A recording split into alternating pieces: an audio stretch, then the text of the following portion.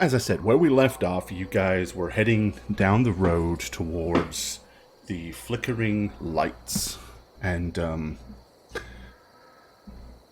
shadowy shapes of a nearby town or village.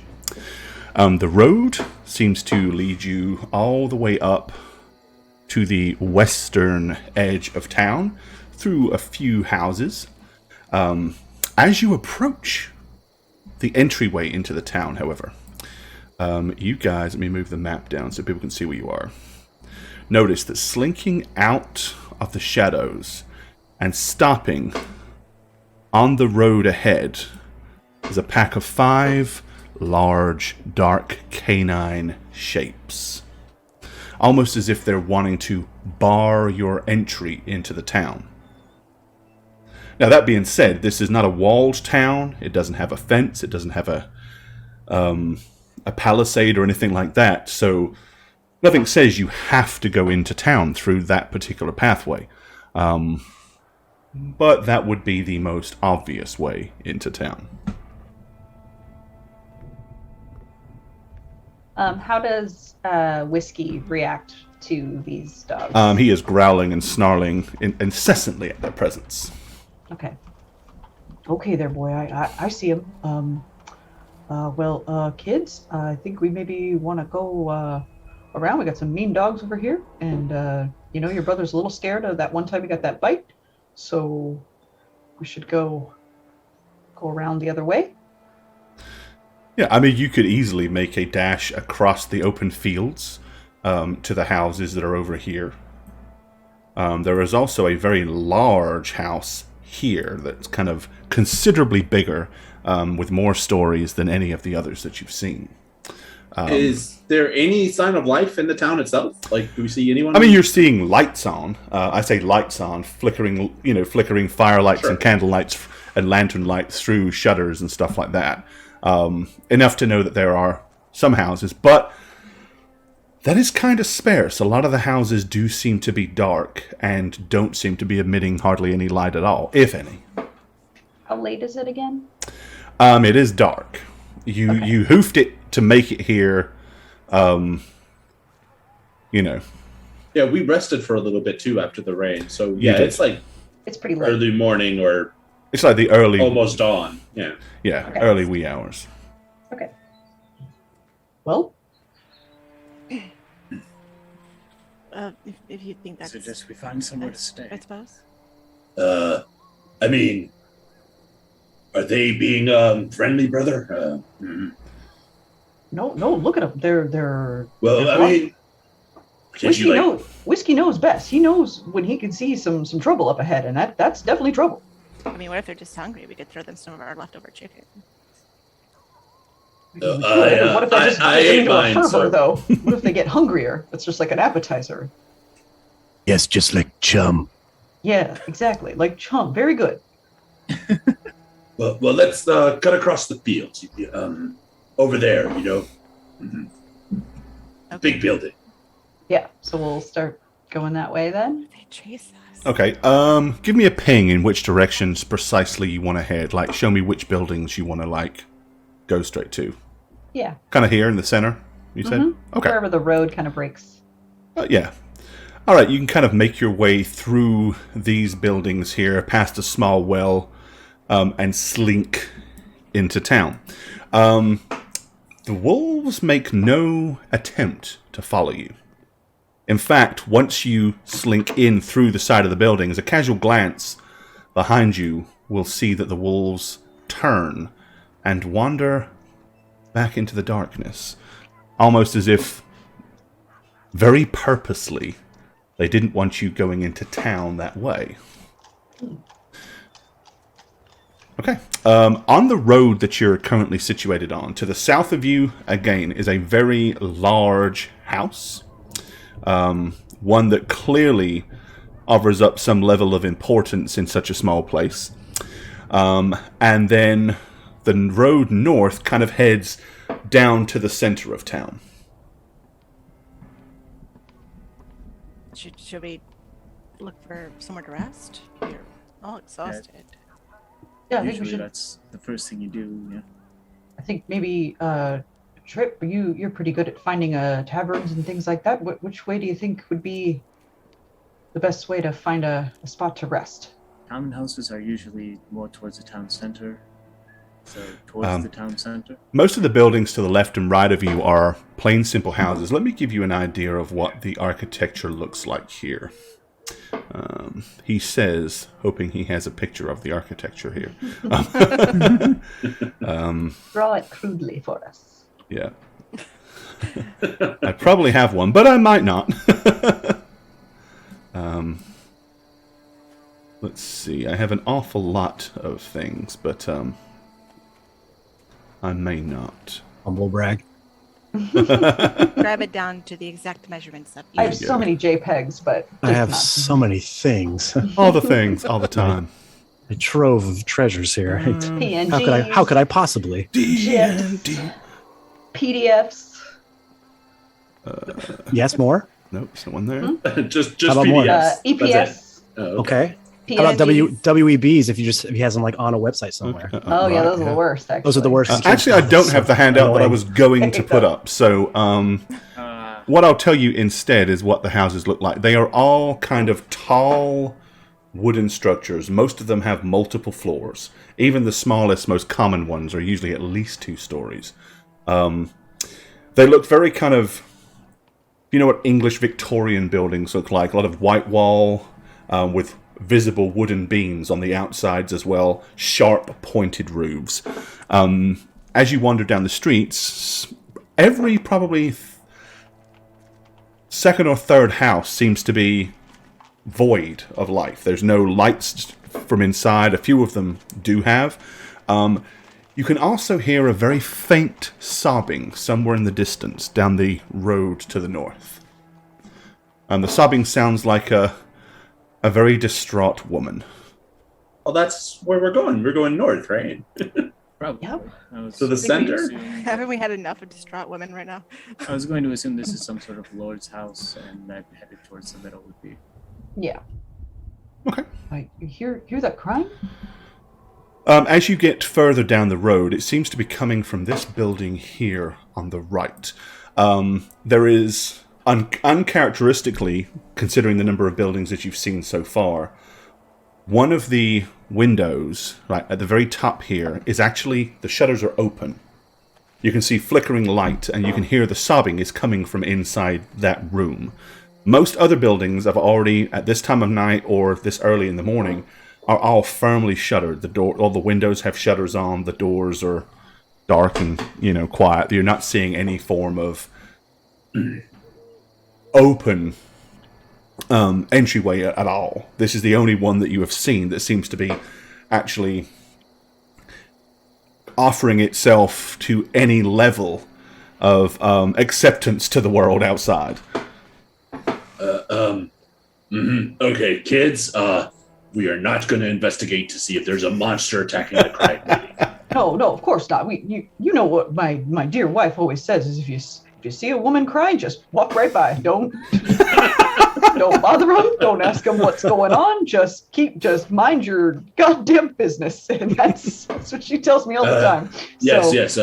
Gemma, right? Mm-hmm. Right? I don't remember hearing Mom say that, but yeah, okay.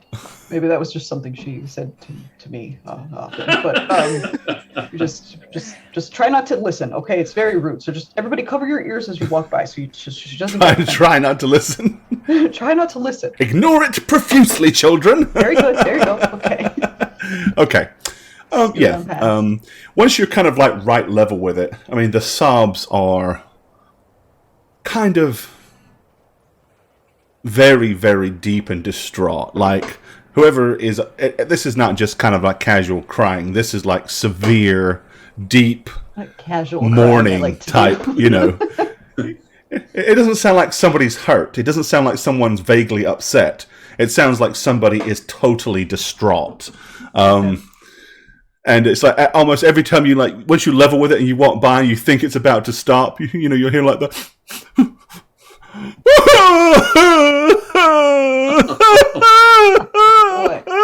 not gonna be able to help it. I'm gonna have to peek inside. Yeah, you said it's sincere. Like, you can't. Can you tell us that they're like laying it on a little thick? They sound again. It's pretty sincere. Give me an insight check. Oh, okay. Natural 20. Natural 20. All right, here we go. Now as a starter planning. Roll Insight, you said? Yeah.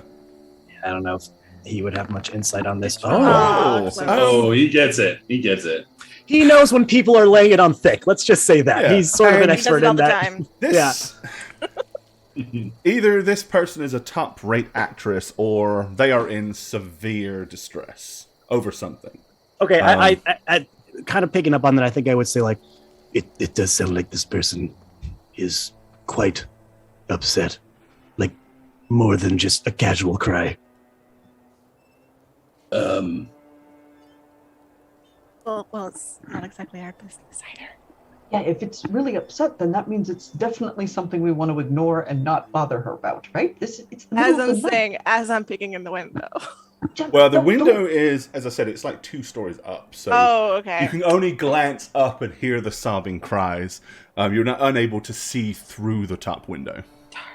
I'm sure maybe she just got her heart broken or something, or maybe she burnt the stew. I don't know what women cry about, but we need to just let her have her peace, and everybody just stop listening to it and just walk on past. Douglas I'm not Mildwood, the listening to emotional it, I just savant. Burnt stew is truly a tragedy. All right. Your mother's cried for less. You can continue to wander past. Once you get here, there's a large building on your right that depicts a sign above the door saying that it is Bildrath's Mercantile. Obviously, some kind of large general store. Beyond that is a crossroads and a large clearing at the center. All around you, as you kind of look to the left, look to the right, it's a plethora of houses, but your eyes finally rest on this large building here. There is a sign kind of swinging in the wind. It may be some kind of inn or tavern by the looks in the design. Again, though, from this distance, you can't really see the sign itself. Yeah, I'm walking towards it. Okay. Let's see here. If I look around, do I see those dogs that are anywhere? No, there is no sign of those. Okay, here is what the sign looks like. It depicts it as the blood on the vine. Somebody has precariously scratched out the of and written on underneath it. Other than that, there is a worn imagery of kind of a vine leaf to the top right-hand corner. But it's enough to make you believe that this is either some kind of winery or it's going to be a tavern or inn of some kind. They could have done a better job at rebranding. Looks welcoming enough. Yeah. I guess more than our welcome earlier. And maybe we won't hear the crying inside. Yeah, you can still hear it faintly in the distance from here, but, you know, if the window had been closed, maybe you wouldn't have heard it at this point, but with her having that top window wide open, and with there being little to no noise on the streets, oh, you can hear it. Well, let's get on in and get out of the crying. I don't know. Just go inside, everyone. Okay. As you go inside, I mean, it's like literally the sun is just beginning to come up. You know this because there's a faint glow in the mist that you can see, but you don't actually see the sun itself. Like, it's way too cloudy, way too foggy, and way too... But you kind of get that little haze of light to indicate that over there somewhere, Mr. Sun is trying to climb out of bed. Okay. Let's go ahead and move you inside the blood on or off the Vine Tavern. Depends on what you want to call it, really. Let's see. Ba-dum-bum-bum-bum-bum. And I believe I have what I want. want that one because I don't want any noise other than background sound.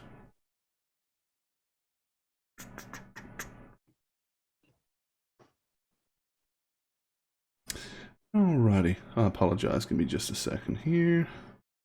Oh, let me click on the right button and then I'll find it. I'll turn that down pretty low. Okay, let's move you inside.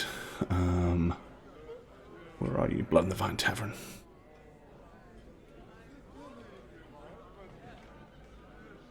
Okay.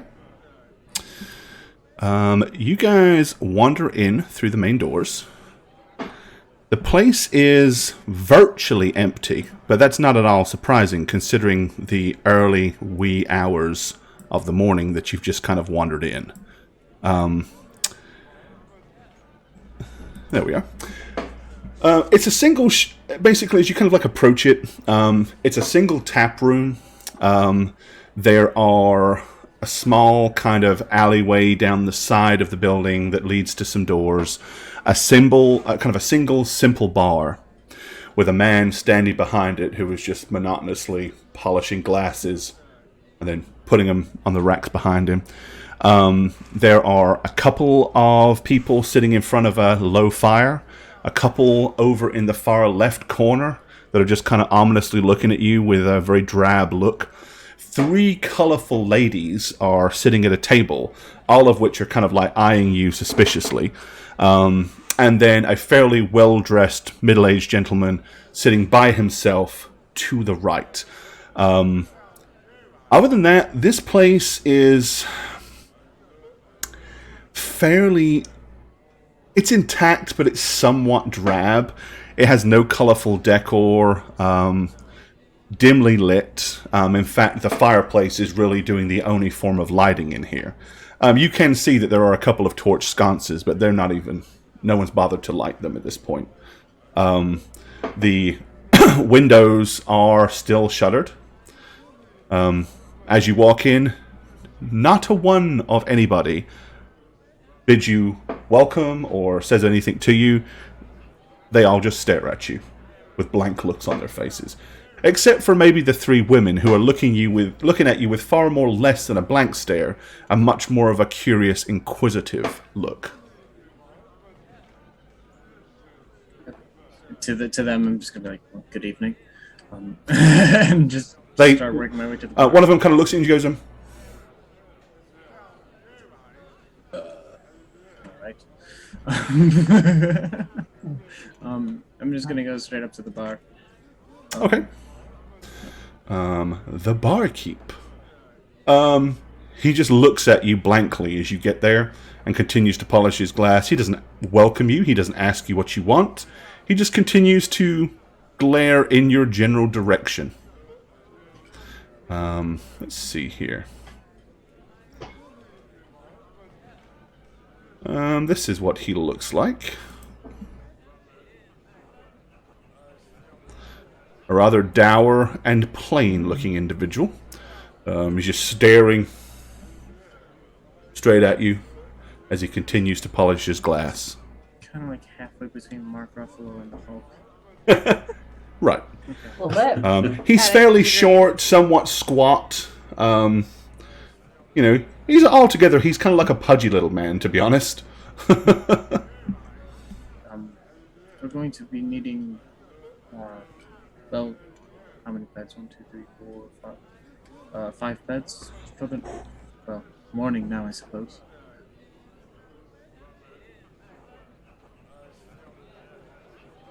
Five rooms.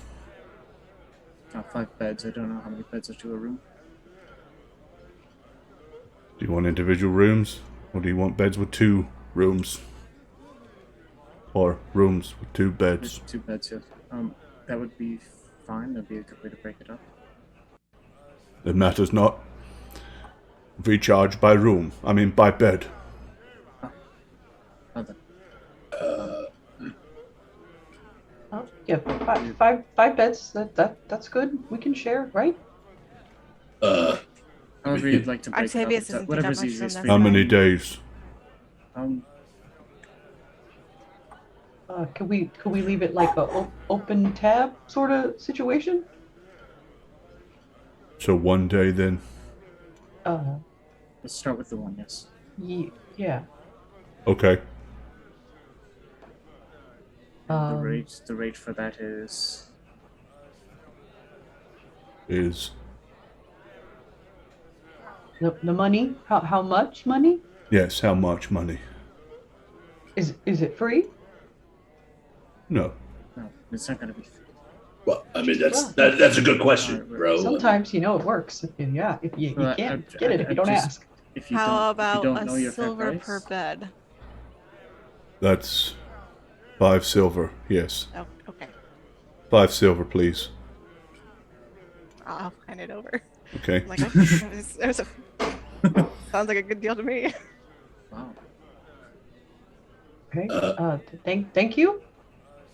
Which Are there keys, or do we just pick any room?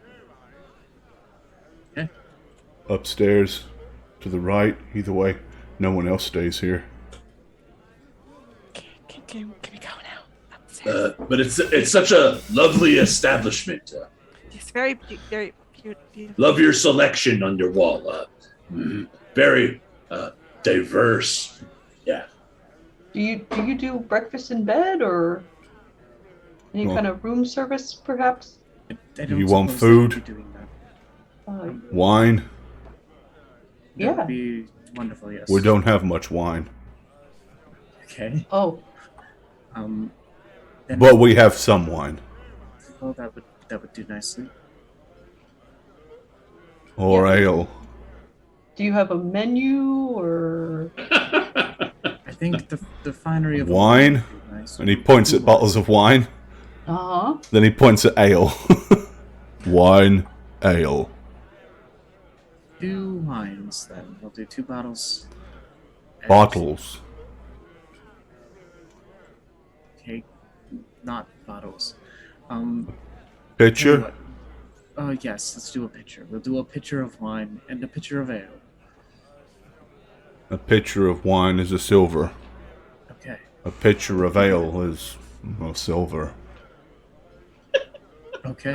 And then the food? Food would be for each of us. It is early. I only have bread, and I have cheese. Perfect. How much would you like for What those? onions? Oh, great. Perhaps with the bread. We could make a little panini or something with that. That's not a bad idea. What's a panini? Like, he reaches underneath the table. He pulls out like a wooden plank with like a half a loaf that's already been cut up, and there's a block of cheese on the end. Boom, puts it on the table. Then he reaches down behind him to the other side, pulls out 3 or 4 onions, puts them on the table, and then on the little platter. Fit for a king, absolutely. Here. 5 copper. Okay, I'm just going to put it all down as an extra silver. That's 3 silver for you. Good day, sir.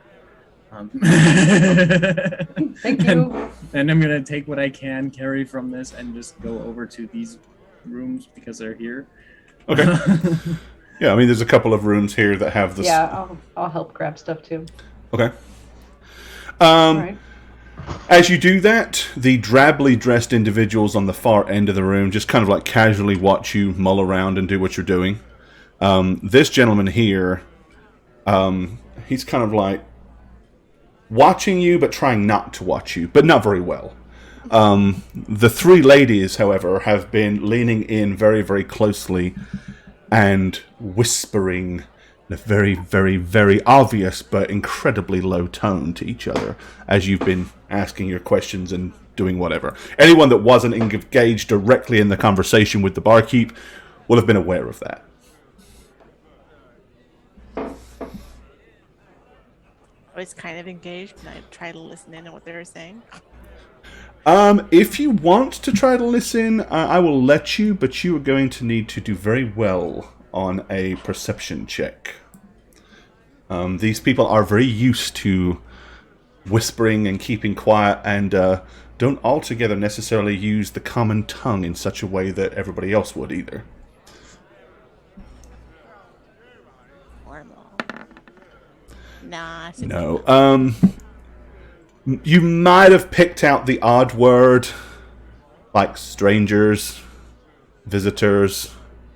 Oh, shame! What a shame! Things like that, but nothing that you could like string to us into a sentence.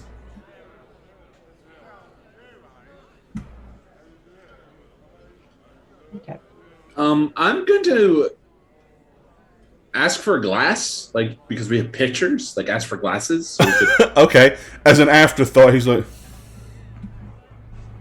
and gets 5 of the non-cleaned glasses, and hands them to you.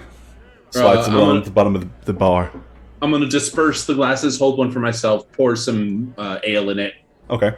Grab some bread, a little bit of cheese, and actually I'm going to sit down right here. Okay, all right.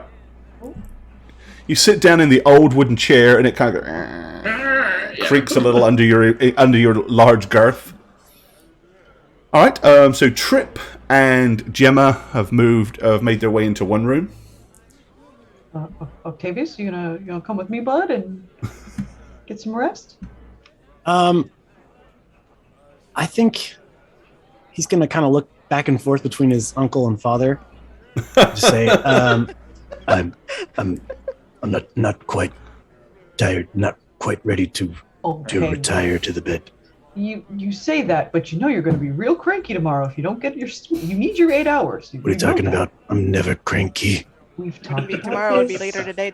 I know it doesn't look like you get cranky, but sometimes the way you respond to people, you need your sleep, son. I know you're a growing boy, I think, and you need your rest. Well, since my dad just tried to like dad me, I think I'm going to turn on my heel and take a few quick steps and pull the chair up over to the uncle and plop down and just staring at him.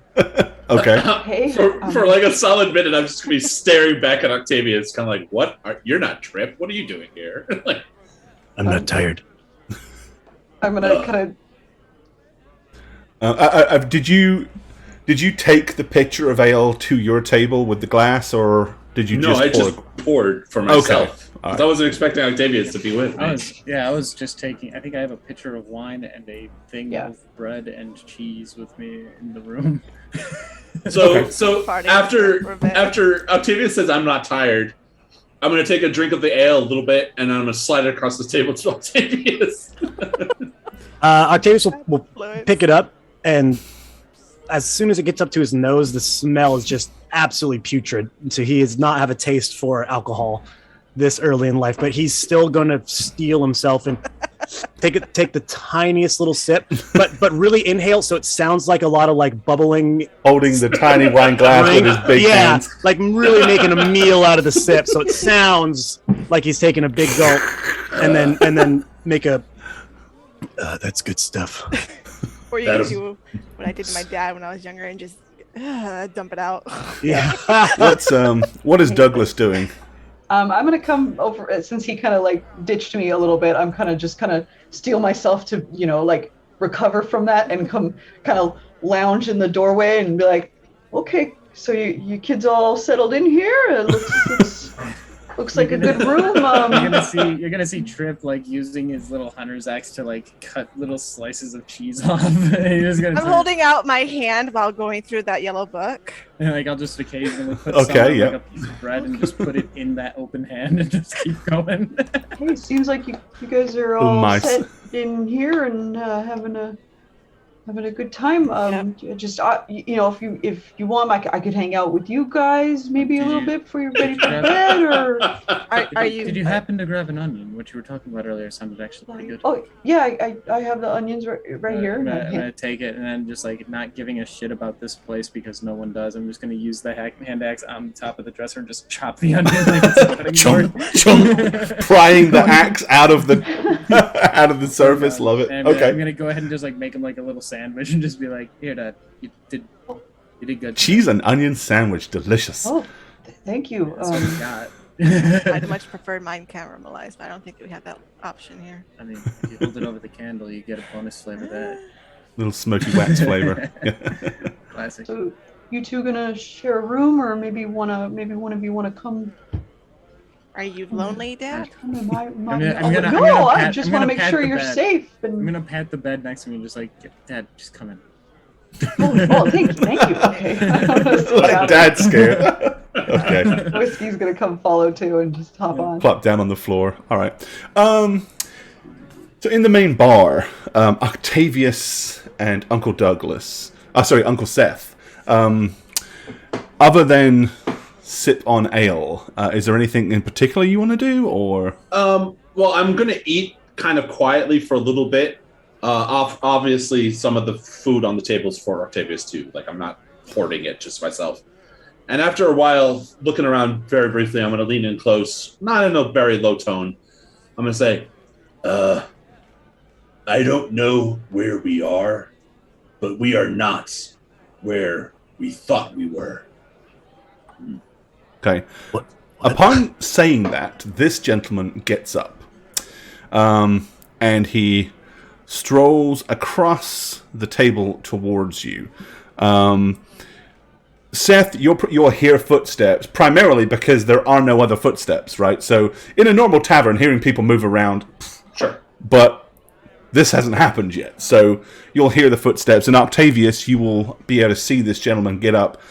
And he comes to walk directly, he's like walking directly towards you, holding, a wooden cup that's got something that has steam rising out of the top, so it's obviously hot. If you will, give me a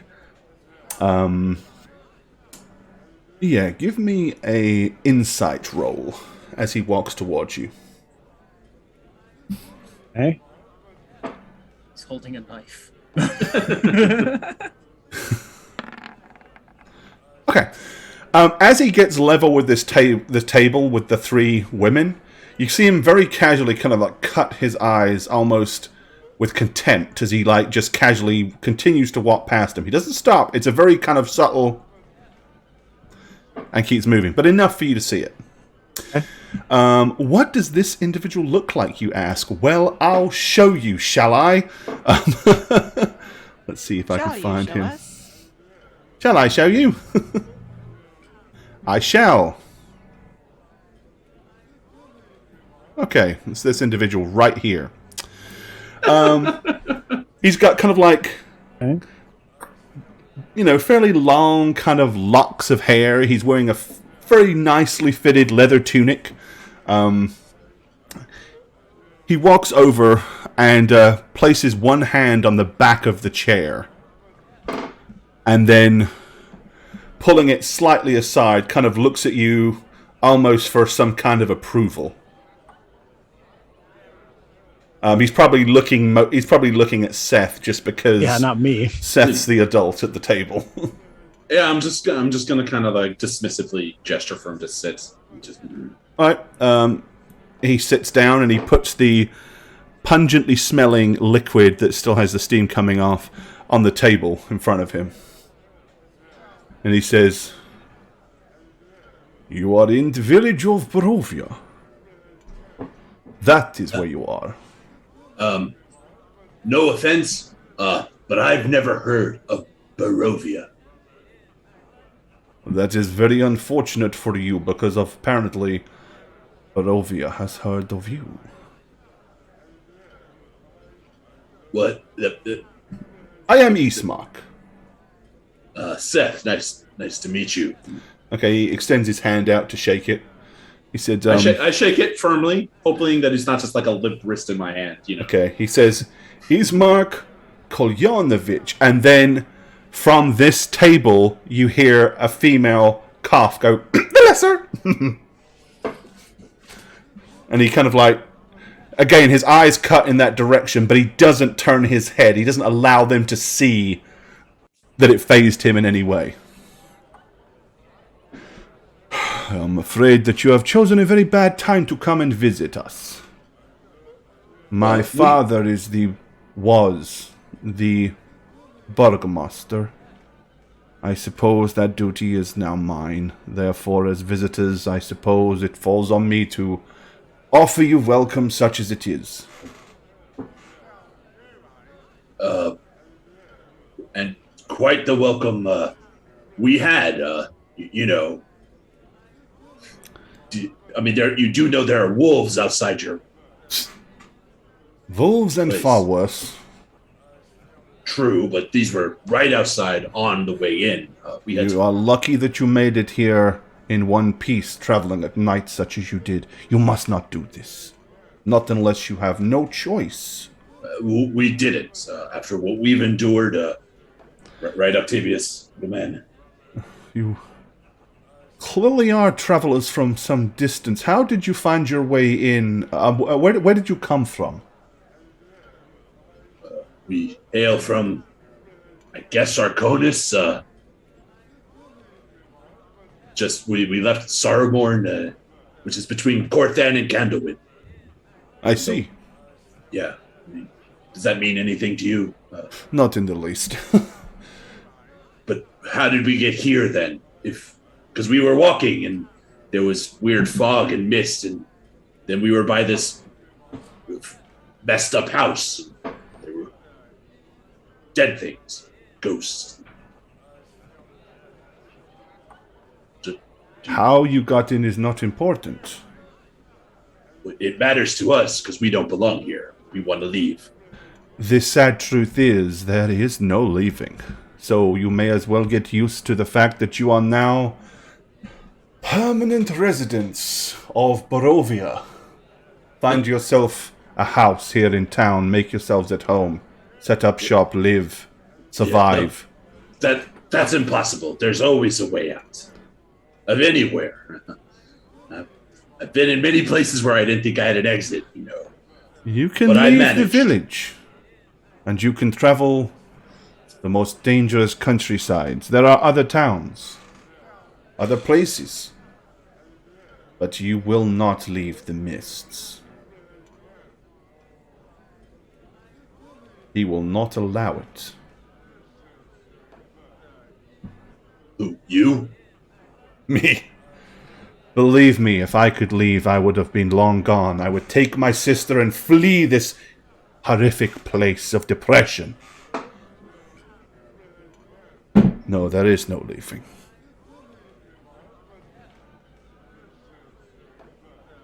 Look, sir, I don't know what you're sipping on there, but when we get our 8 hours rest, we rest up 9 hours, maybe 10, because I'm really tired.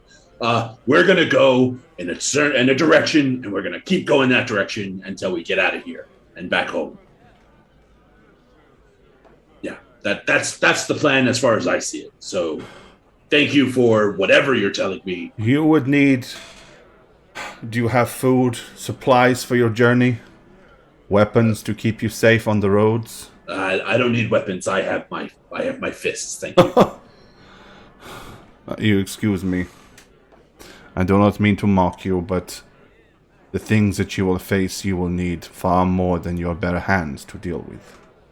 Most of the things also have hands, but they are adorned with razor-sharp claws or talons. You are no match for many of the things that lurk in the woods. Yeah, I'm just gonna reach out and try to attempt to take his drink from him because I want to smell how strong the alcohol is. Okay. He just moves his hands back and lets you take it. Yeah, I sip it. I don't sip it, but I sniff it. It's tea. He's drinking hot tea. There is no alcohol in it. I'm gonna take a sip of it and smack my lips. It's somewhat herbally. You may have tasted it before. Give me a survival skill roll. All right.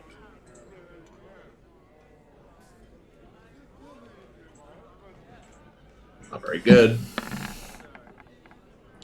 13. You probably recognize the flavor from when you've been out, maybe on the rare times that you went hunting with Doug or something like that. It's elderflower. Oh, okay. And I know specifically it's elder. I mean, I'm like, okay. You've never had it in a tea form before, but I know. Yeah. Okay. I'm like, I was expecting something stronger. Is this your after drinking drink? Your Please. sober It hangover is cure? first thing in the morning. I am trying to simply wake up. I'm gonna slide the drink back to him. Are you wealthy? Do you have money? After all, you are going to need finances if you're going to set up here in Barovia.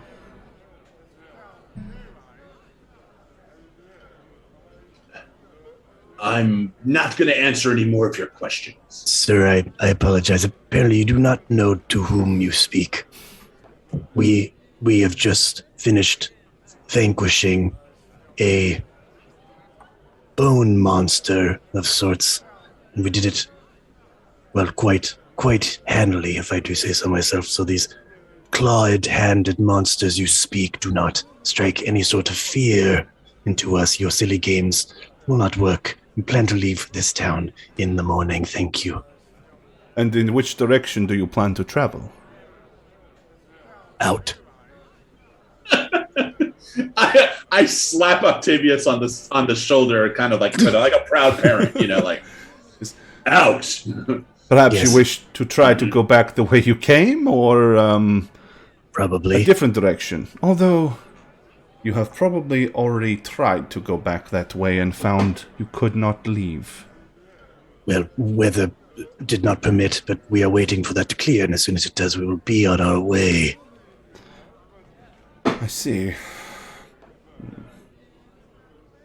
Right, with that, he kind of reaches into his belt and pulls out, throws a coin, a purse full of coins on the table. Just drops it there. There is 50 gold crowns in that purse. Should you find your inclinations to travel west and go through the village of Velaki, this money could be yours. A simple escort mission, if you would be so kind. I'm going to look at my uncle. What would we be escorting? My sister.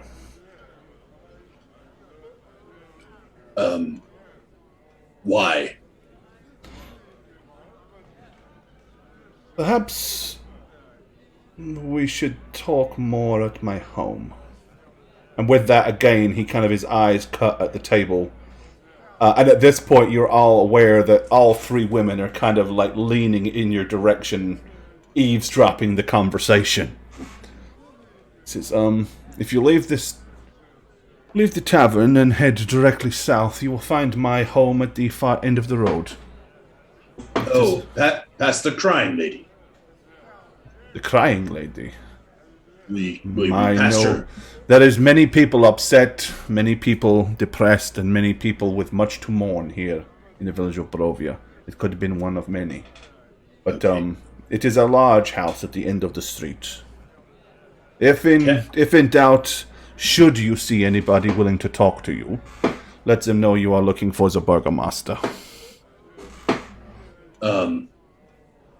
We're gonna go to sleep now since we've been up since the other day, right? It's been a long time. Please rest. And once you are rested, perhaps you will come and find me. Just ask for Ismark or the burgomaster of the town. I'm gonna use my fat finger to push the gold purse back to him. Okay. He picks it up and puts it back in his belt. I wish you a good morning. And he slides the chair back and gets up and goes and sits back down to finish his tea.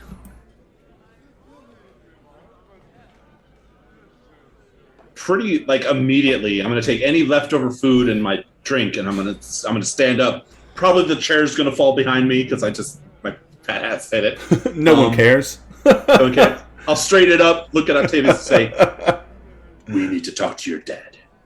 Great. And I'm going to scamper off and stick my head into the door and look around and say, everyone needs to rest up.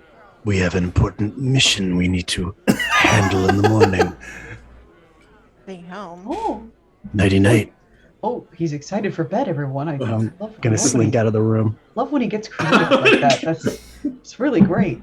I'm gonna forget give to tell Octavius look and then poke my head in and be like, we're in trouble. I don't know why you didn't say anything about where we are.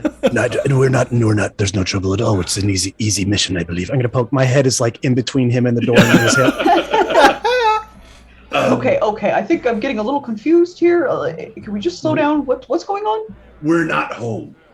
Well, yes, Seth. Obviously, we're. No. We are not in Arconis. Well, how on earth would that? It's Sidonia, isn't it? Sedora. We're in Sedora. No. A gentleman who's like right behind me said that we are in Barovia and we're not allowed to leave, and there's evil and death everywhere we go. I don't know why Octavius didn't lead with that, but it's what we were told. Okay, well, who is this guy? Maybe he's just a crazy guy in a bar. I mean, that's what I thought too. But he was drinking elderberry tea. Well, maybe he's allergic. Elderflower. Messes with his head a little bit. I can vouch for that. Anyone drinking elderberry tea is just going to tell you the truth. Well, it's elderflower. I mean. Well, then it's a little iffy. I can't remember if anyone's ever done any history checks on Barovia specifically. I think we did, and Gore said that we had never heard of it. Yeah, they did initially, and nobody had ever heard of it. Yep. Okay, so we just got a little turned around. That's not a big deal. We're just gonna head back out, and we'll get better directions from somebody else. We don't have to. Douglas, brother, the guy said we were stuck. We were trapped here like prisoners stuck. But he also offered us 50 gold coins to transfer one person, one city over.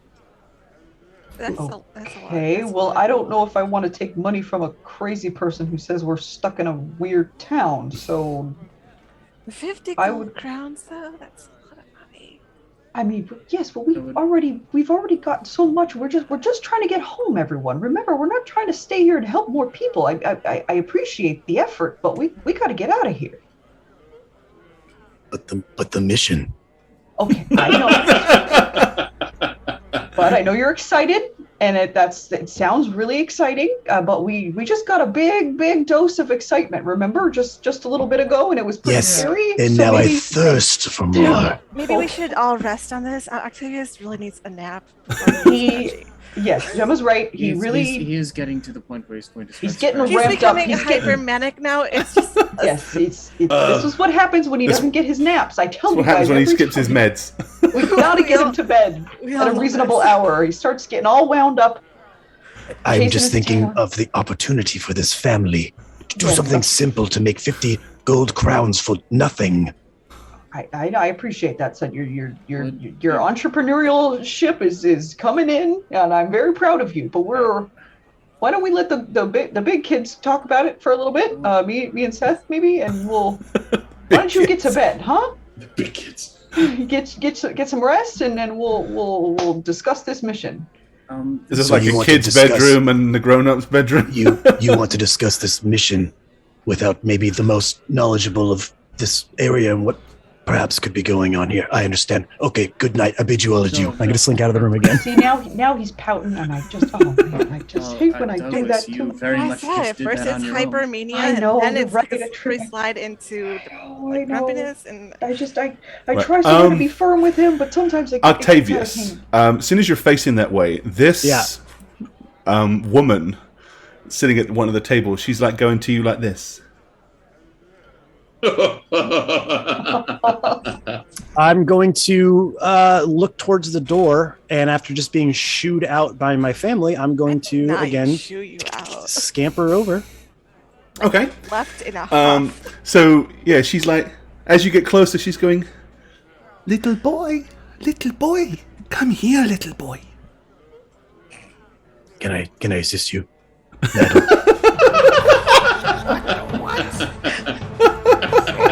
I love this dude. Thank you for the sub. Take your pants off, hit the hype. Welcome to the family. Thank you. Alrighty.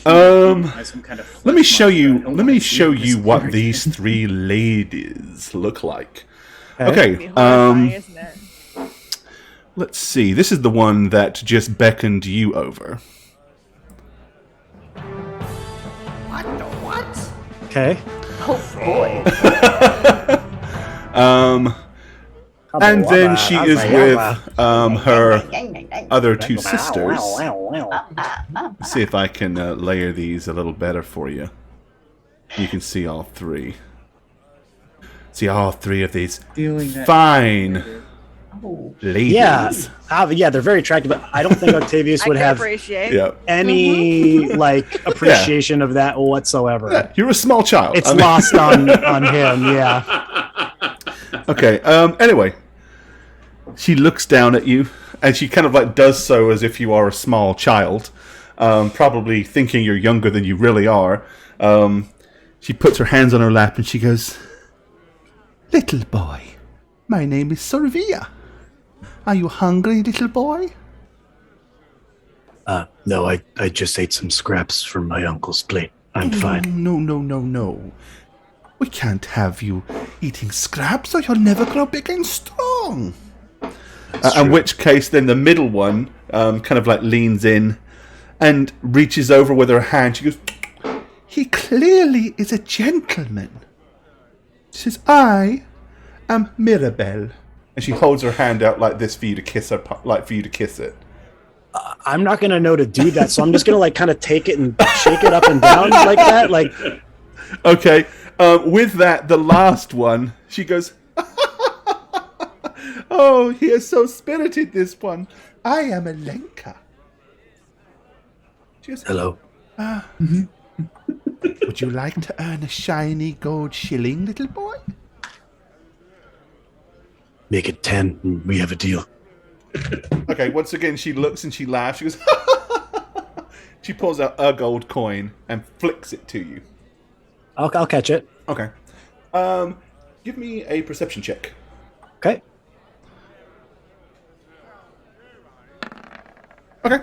You catch the gold coin. Yeah, I think I was kind of caught off guard by it, so I just more focused on. She says, "Tell us about you and your family. What brought you here? Where did you come from? After all, you are staying in our establishment. We are the owners.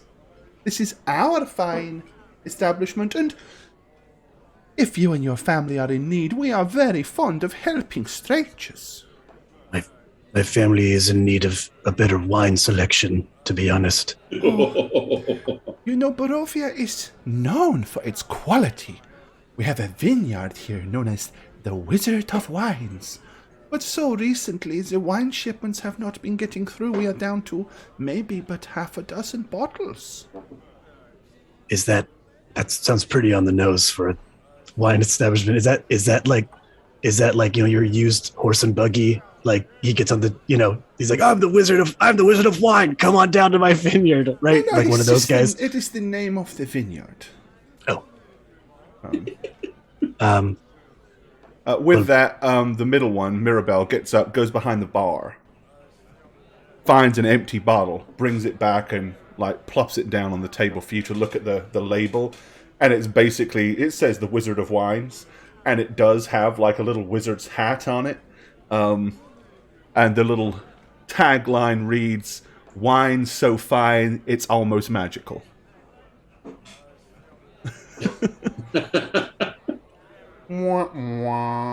Okay. I love it.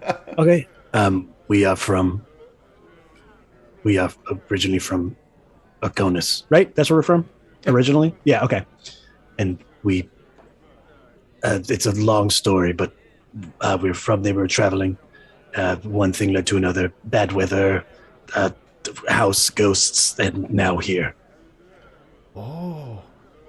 So you traveled past the Durst Manor? Yes. So you come from the east?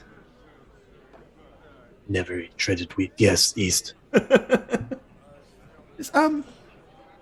the two big, early gentlemen that were with you, are they, perhaps one of them may be your father? They look very similar. Are they brothers? Yes, they are. One is my father, the other my uncle. And, by the way they were dressed, are they, woodsmen or warriors of some kind? Sorry. No. One is utterly useless, and the other fancies himself the punching machine. A punching machine. I'm still holding out hope. I know, I didn't know who was the useless one. I was like, that's me. Come on. Well, again, he's still mad at his dad for being like, It's perfect. get out of I here, let love the it. big kids talk. So he's You poor lad. You have one father who is much ado about nothing, and one uncle who likes to get drunk, and him and his friends like to punch each other silly. yes, very silly. Oh, I feel so sorry for you, little boy.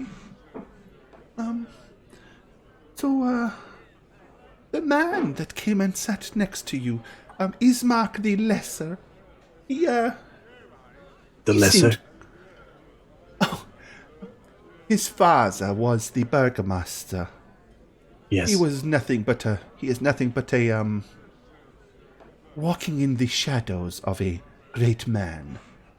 He bears the name, but not the stature or the capabilities.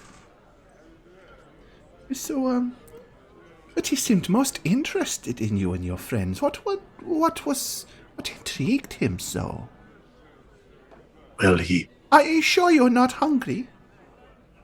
I'm quite fine, thank you. I don't like to eat this close before bedtime. It gives me a tummy ache. Perhaps a nice glass of warm milk? No, I'm quite fine, but yes, he approached us with a mission. Oh, how intriguing. What did he want you to do? I don't think I'm able to tell you that. It's very, very important we keep this hush-hush for now. As we don't know all of the terms of the mission, I don't like to speak freely about said mission until we have A, learned more, and B, accepted the mission. Okay, the one that did the laughing, Alenka, she says, oh, he is so smart, this one. No, you are quite right not to tell anybody about your secrets. Yes. The middle one then leans in, Mirabelle, and she says, I have a secret too. I could tell you something about this place, something that would interest you greatly. But I'd have to know that I could trust you. And the only way I could know that I could trust you is if I felt you could trust me. So, perhaps if you tell me about the mission, I will tell you what I know.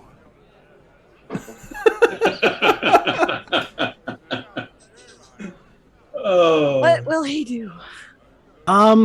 Ding, ding, ding, ding. No, okay, ding, okay. ding, He'll ding, say, ding, ding. Ma'am, I truly apologize, but the honor to the mission is of the utmost importance, and I cannot tarnish that, nor my family's name. If word were to get out that we were spilling information about the mission, I believe any further lucrative possibilities could be taken from us, and I don't want to do that. I understand. I hope you. Oh, You do not trust Mirabelle. well, This is how people always treat me. I'm the middle sister. I am not the cute little one or the tall, attractive one. Everybody scorns me. Oh, dear. Well, my father taught me not to talk to strangers or indulge in them. I probably shouldn't even be doing this now, but we are my not father doesn't always know strangers. best. We are the owners of this establishment. You are under our roof. You are our guest. How could you be a stranger? Oh.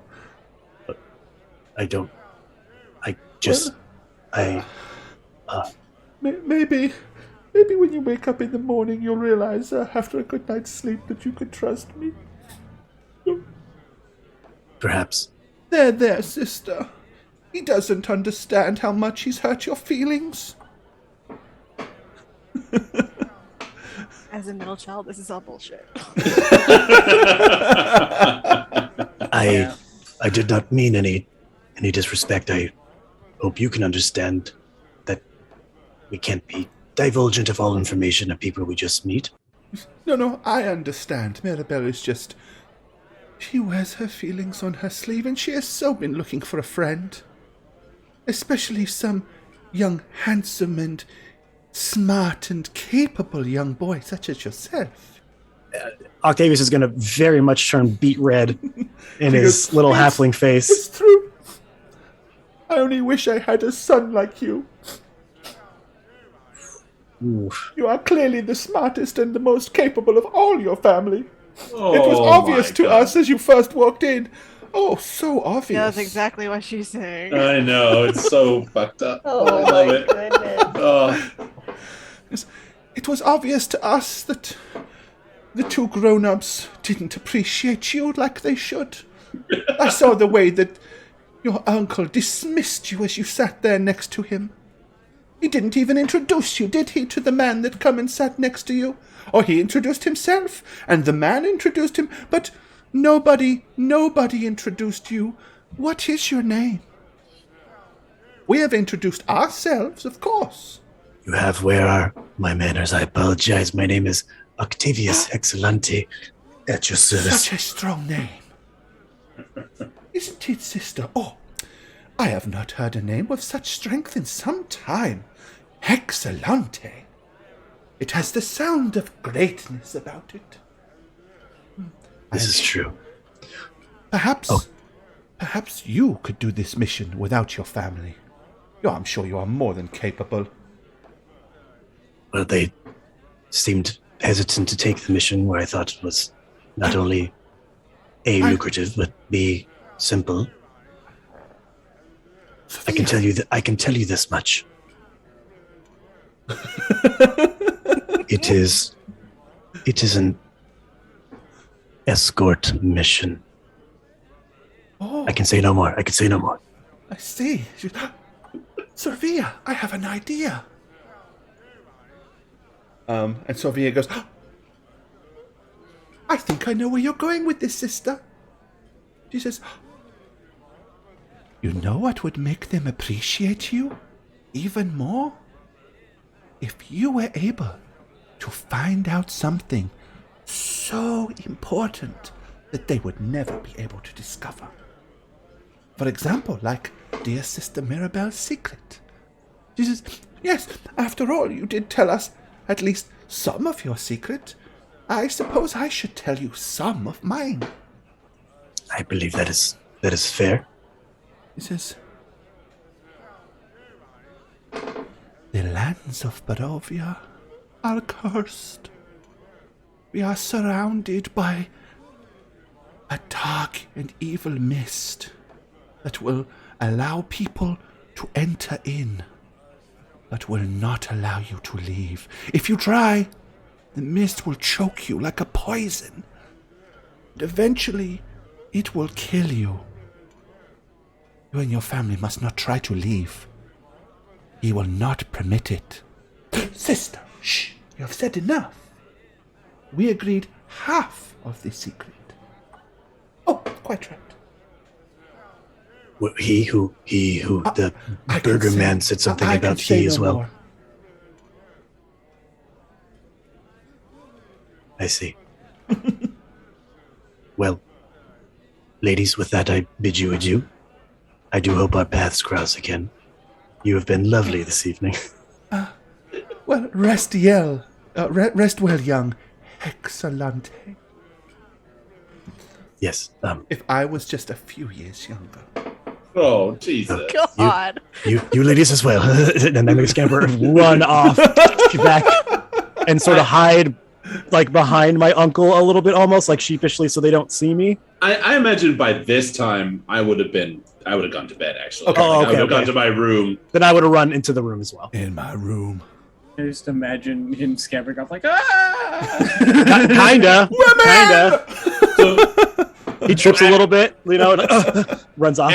as you enter, I'm going to kind of start and be like, I already, you're not in bed already?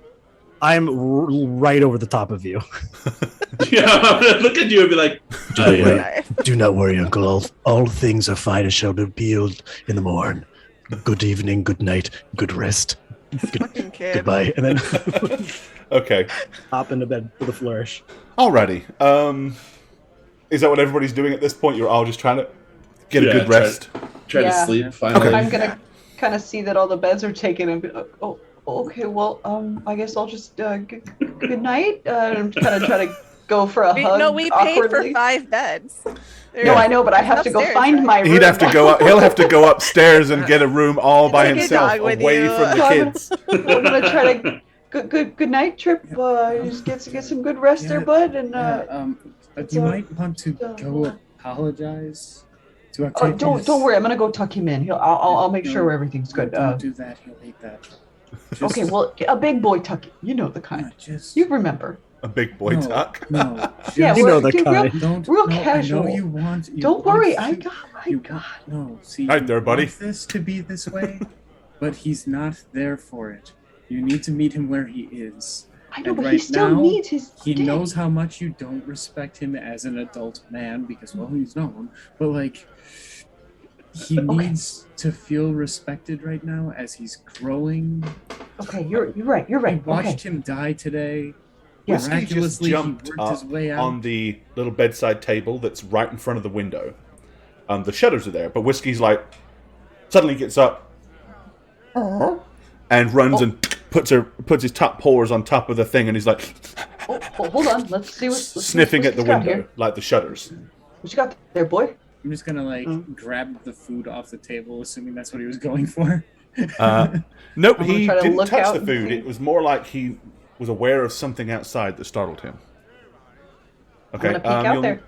You push him down. Yet you kind of open the shutters and Okay. push the doors open, and he's like, It's probably just a squirrel. He's really excited about those. And I'm gonna kind of peek out and see what I can see. okay. Yeah, you kind of peer out from the back of the tavern. You can see houses and streets and stuff like that. There are a couple of people now beginning to move around, albeit kind of slowly. You see like a huddled couple wrapped in clothing, kind of like with big cloaks around them, slowly walking their way from one house towards the center of town and kind of rubbing their arms against the cold. You can see the steam coming out of their mouths not steam, but the mist against the cold air from the heat of their breath. But they're far enough away that you're kind of surprised that that's what Whiskey would be. Yeah, I'm gonna be like, oh, Whiskey, dude, you gotta go outside. You gotta go outside, buddy. Is it a potty break? You need to go potty? Gotta go. He kind of just does that weird dog thing where he just wanders around in a circle and then he just plops himself down at the foot of Gemma's bed. Okay. Well, maybe he just wants to keep you guys company. Make sure you're safe. We don't really know this area. Maybe you shouldn't sleep alone. Maybe you should go sleep on the floor with the others. Well, maybe I'll see if Octavius will share with me. We can maybe Yeah. in a big kid way, in a respectful adult. You can top and adult tail it. way. So you kids get some rest. I'm gonna close the window and then kind of turn to Gemma and be like, "All right, honey, just get on into bed, and I'll see you in the morning." I tuck myself in, thank you. Okay. Well, I'm just gonna give you a hug. Okay. Okay. All right, and then I'll just scoot out of here and then try to kind of quietly creep in here. All right. Like. Trip was just looking over to Gemma like, I almost went to the other room so that he could have this bed, but I didn't want to put you through that. Just want to inflict father on you. Quietly I'm like push the wine pitcher towards you. I take a good swig and close the window up and like shutter it, and I'm just like, I don't Can we trust prop anything. something in front of that window? That's not a bad idea, actually. I'm going to see if I can rig up just like the butt end of the hatchet between the dresser and the window to keep the latch from being jostled off. Yeah, just I'm gonna have Whiskey lay down in front of the door. So Toss him like come on, lay down here. toss him a little bit of the cheese. Good boy. Okay. Nice place. So Douglas sneaks back into the bedroom.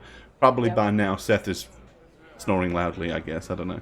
I am either snoring loudly or I have my back turned to the door and pretending to be asleep. Okay. I'm gonna kind of creep past him and I'm gonna kind of come up closely to Octavius and see if he's asleep there. Like, I think I would be by this point. Yeah. Okay. But I'm just gonna kind of scooch in as much as I can. Are you on the edge of the bed, or are you on the? Oh, I don't know. outside? I have no idea. I'm gonna kind of just like scooch on top and just see if I can just. Yeah, you're Just give probably a little laying big on the spoon. bed in like a really awkward, precarious Just like- sideways. Like a you're- dog at the foot of the bed. Yeah, you're No! barely. Well, Oh. I can't make my character go long Yeah. ways, but like I'm gonna try to see if I can like scooch up next to you and kind of snuggle in and be like, Yeah, oh, okay. I picture Octavia sleeping in like the star pose, every single limb Yes. on out. Like, typical kid, just like everywhere. I'm like, okay, His let me arms just will be take flapping over you take constantly all night long. arm there, and I'm just gonna squish it and Gently roll him over. snuggle. Like there. Love it. Okay. Yep. And everybody, once you allow yourselves to kind of relax, all of you are going to fall asleep. I mean, if you think you have not slept of any worth in almost 2 complete days, so everybody will nod off. And quite honestly, as this place never really gets that lively, you're probably not going to really get woken up until maybe mid-afternoon, when finally you do kind of like come to as your bodies allow you to, and you start hearing a little bit more noise coming from inside the tap room. A few more voices, stuff like that. But other than that, you kind of like all slowly wake up and like, and the beds were pretty comfortable. Surprisingly. Of course, they don't get a lot of use, so the mattresses are still fairly firm and springy.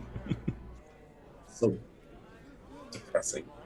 I'm gonna wake up and stretch as non-dexterously as I possibly can, because I'm not dexterous at all. So just like crack my back. Do I feel better from yesterday? I mean, how do you mean better? Describe well, better. I mean, yes. Stronger, maybe. Yeah, you will have recovered from your Sapping. Yes, you have fully had a good. Everybody, I mean, officially, you've had a long rest now. Everybody's had a long rest, so you're all fully rested, all fully healed, fully where you need to be. You don't feel tired. At the very most, maybe as a few of you got a couple of minor bruises, aches, and pains, but it's nothing you can't just shrug off and, So yeah, I mean, you did get a gracious and very, very fulfilling night's rest. Cool. Okay. I mean, good, comfy, proper beds, nice and warm, and without the fear of wolves like ripping you apart as you attempted to try to sleep. The sort of evening that you would like to have. Yeah. Okay. Right, Whiskey will be already up at the door and like scratching at the door and running around kind of awkwardly doing the pee dance. Okay, yeah, all right. I'm gonna, kick the door open with one foot while pulling my coat up with the other. Just Okay, immediately the dog runs straight up to the doors and jumps up. I'm gonna trip on this little chair here and kind of like tumble my forward and just be like recover and just be like, oh, good morning. Dog is very well trained for not peeing in the bedroom. Yeah, he's Okay. a good dog. Give me a perception check, please. Okay.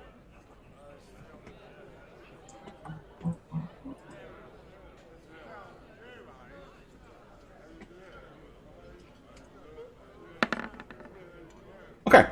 There is a strong, pungent aroma in the tavern this afternoon. It smells of cabbage. Oh. Wonderful. Sustenance. I'm just gonna open the door and let Okay, the dog will run out into the street and... kind of like lean halfway out the door so that it's still open for him when he can come back in. It goes out and snuffles around for a place to pee, and eventually will, and then it will come back in. But while you're waiting on the dog, what's everybody else doing? Slowly waking up, checking the hatchet, make sure it hasn't moved. Nope, it's still there. Okay. Snuggling Octavius, remembering how sweet he looks when he sleeps. They're so innocent when they're asleep. My special boy! Just look at him. They grow up so fast. I'm sitting up in my on my bed, looking at this father-son display in front of me as I rub my eyes. Pull your boots on. Yeah, as I get my boots on, exactly. Like, Okay. Don't, brother. Yeah. Shh, he's still sleeping over here. Yeah, don't. I'm surprised you didn't smother him. To be honest, I mean, you. Oh, don't worry. Dads have a natural instinct to not smother their children. Oh, no, I would never. I would. I can wake feel up his breath on the back of my immediately. hand. He's still alive. Don't worry about that. I'm just gonna let him get a few more winks. You know how he gets. I want to like peek in the door and like, Okay. make sure he doesn't catch you like that. Okay. Okay, you're right. I'm gonna try to start slipping my arm out from under him as quietly as I can and be like, All right. Give me a sleight of hand roll. oh, no. And Gemma, you're just gonna hear, no, Whiskey, don't eat that. Here's my sleight of hand. Don't it? Oh. Come on, you What? just dropped it. Oh, look at you go. Yep. You do manage to slide your Nice. arm precariously out from under Octavius without waking him. He's I've just done like, it many times before. I know exactly the way to do and you're it. able to get up without actually waking him up. There we go. Okay. So I'm gonna get up and meet you halfway across the room. Yeah. And in a kind of low voice, I'm like, "We are in trouble." Yeah, you Brother. said that. I know. The table. No, but you don't understand.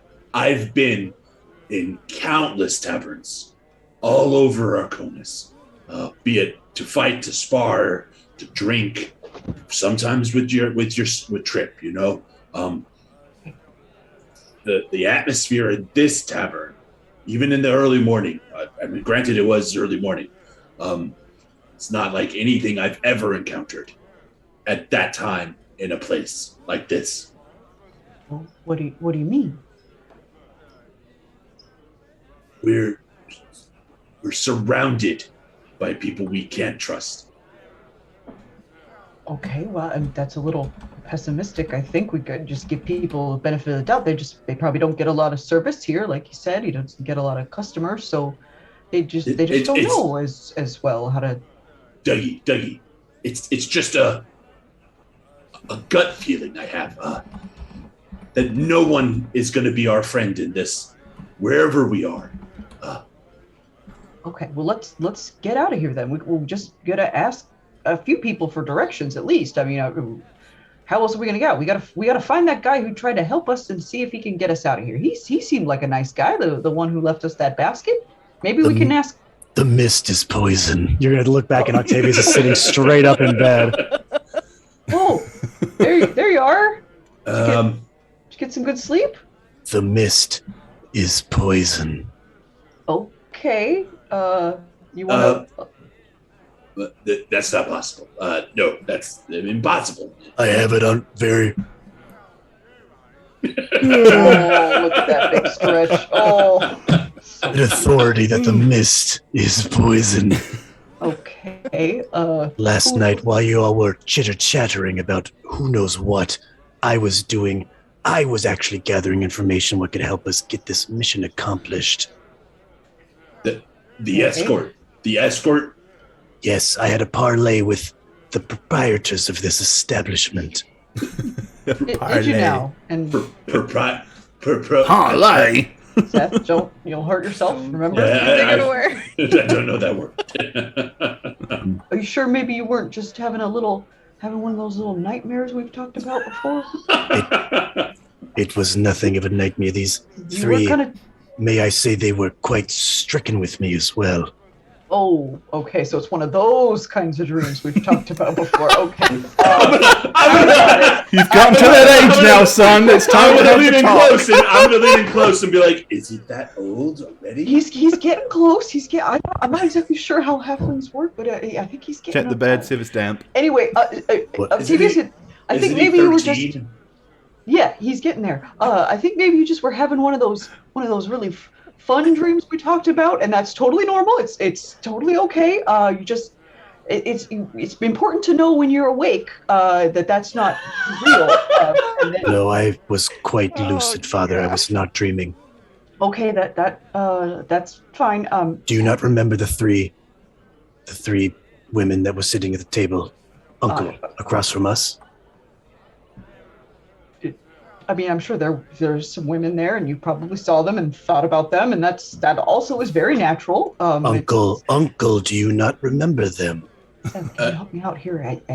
These are awkward conversations. Well, they were there. I mean, yes, there were 3 women there, but I didn't talk to them. You did not. They had no business speaking to you. They picked me out of the group, beckoned me over.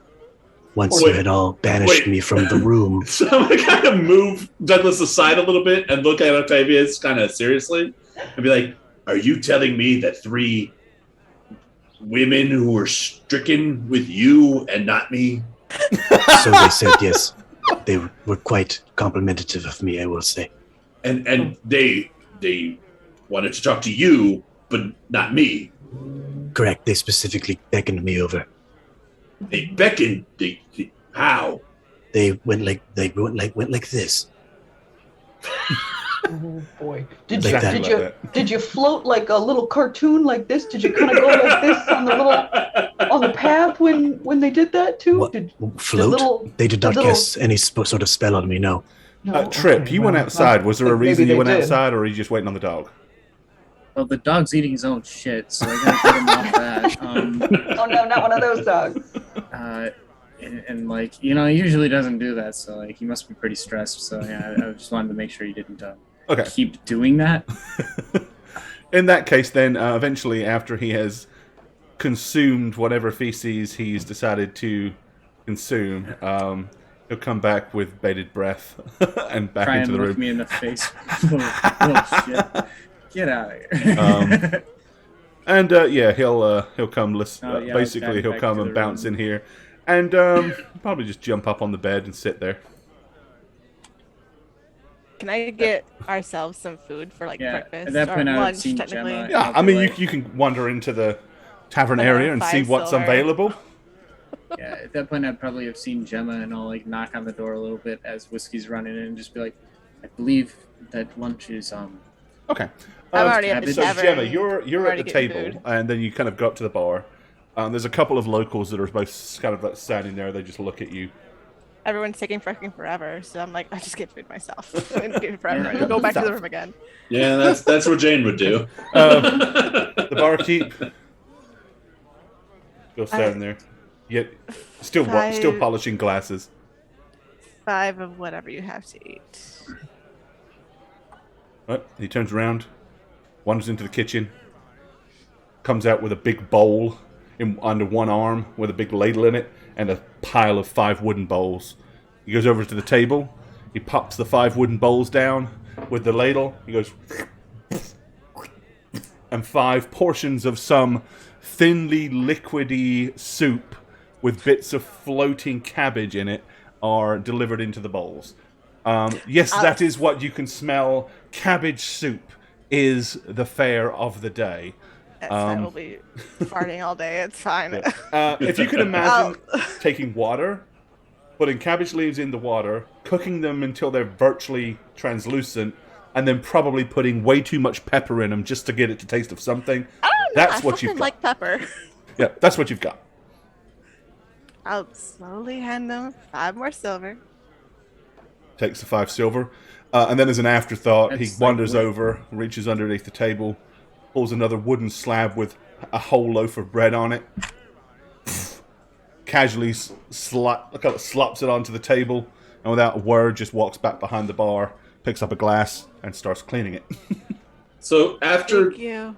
that, Seth's fat head's going to peer out the door to see if the women are there. Like they are. They're all sitting around their table in center stage, just like they were yesterday. In fact, if it wasn't for to be honest, you're not even convinced that they haven't moved at all. Octavius, let's go and sit down next to your brothers and sister. All right. We'll talk about these dreams you've been having later. Father, they were not dreams. I'm actually going to stop Douglas from leaving the room and look at Octavius. Okay. I'm going to have a hand on his arm. What So you're letting me go? Is that what you're saying? You're letting me go? No, letting out? you pass. Yeah. Okay. I'll head up to the table then. And then I'm gonna immediately relinquish my grip and say, "Follow There's a Octavius." nice See what bowl of lukewarm cabbage I see. soup I'm looking at waiting Trip for going, you. what is taking them so long? So yeah, as I exit, I'm gonna be looking at the women as Octavius passes them to see if they react to him at all. Meanwhile, I'm Give over me there. a perception skill roll. We're doing that game where we flavor each other's food with little like Boogers? Oh. the little the little Ew. prestidigitation bonus Figures spell. You can taste just- like boogers. So I'm just like really I'm gonna to increase my likelihood. I'm gonna use my 3rd level detective work Ooh, Detective okay. and a Detective Moxie work. point to give me Moxie advantage on point. perception. Then yeah, Boy. roll with Well. advantage. Because my perception's not very impressive, but Hey, with advantage though. You still rolled shit. No, 17's pretty good. Okay. So you will notice as he gets to the table, Mirabelle raises a hand in a smile, and before it's kind of like half a foot off the table, Sorvia grabs her hand and pulls it back down to the table. And at that point, she immediately looks back to the table, and none of them give Octavius a second glance. Okay. All right. I'm gonna Like they're playing it cool. I'm gonna pull a chair, I guess, and sit on this side. Yeah. Pull another chair for Douglas as well. Yeah, I'll do the same. Your cabbage water is cold now. Oh, what do we have here? Right, your dog is hungry. I'll like Yeah, I'm gonna feed dogs him. eat bread. I'll give him some Rip of a what I big got. chunk and I'll hurl rip a it down big to the chunk off floor. and like hand it off to Whiskey.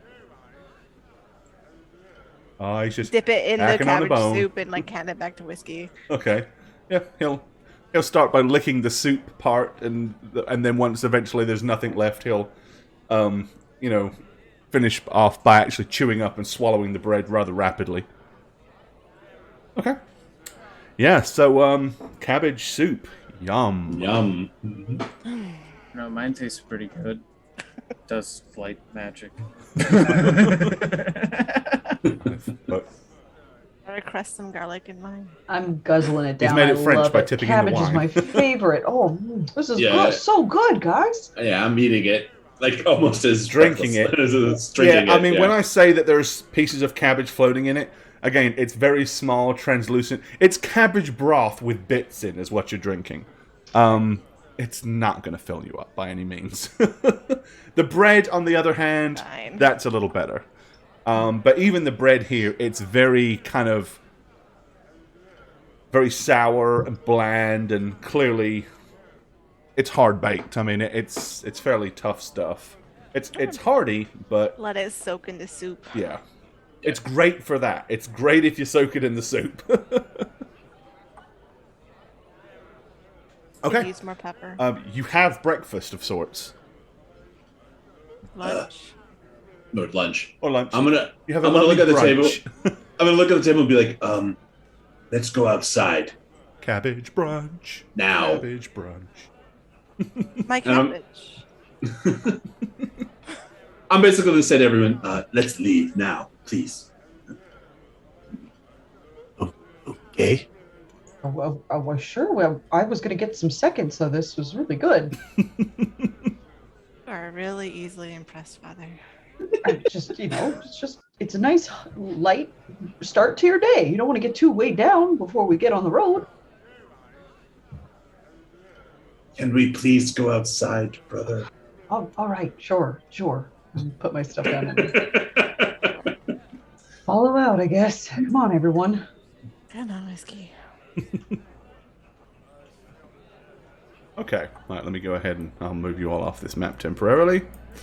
Then I'll put you back He's later. eating the shit again. But that's when you realize it's not even his. I was just gonna say that. But I was That gonna would say I'm make pretty sure more it's not sense. his. Yep. At this point, who knows what it is? Whiskey, don't whiskey. He needs the nutrients, guys. Just let him do his thing. Okay. Just give him cabbage Back bread. onto the streets of Barovia. Okay. Let me just alter your noise. Scroll down to where you guys are.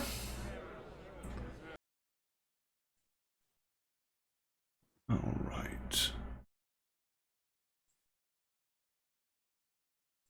Okay. Once you head out onto the streets, where do you want to go? I want to go like right across this plaza or something, kind of to a spot of green or whatever. Okay, like right here on the corner of the... Yeah. Sure. Okay. And I'm immediately going to turn around and say, it wasn't a dream. Octavius is telling the truth. What wasn't a dream? What is he telling the truth about? Octavius, tell everybody what happened to you. About the three ladies. Yeah, don't be shy. It's okay. Why would I be shy? What happened? I'll kill them. I will kill them. Well, there's no need for violence, brother. It was a very cordial interaction. The three I women. swear to God, and I'm like, Hand up. The three women last night. I'll tell them the full story up to the point what happened, and then just kind of end with they told me that the mist Are you... that we. Just real quick, are you going to include or leave out the part where you told them some information?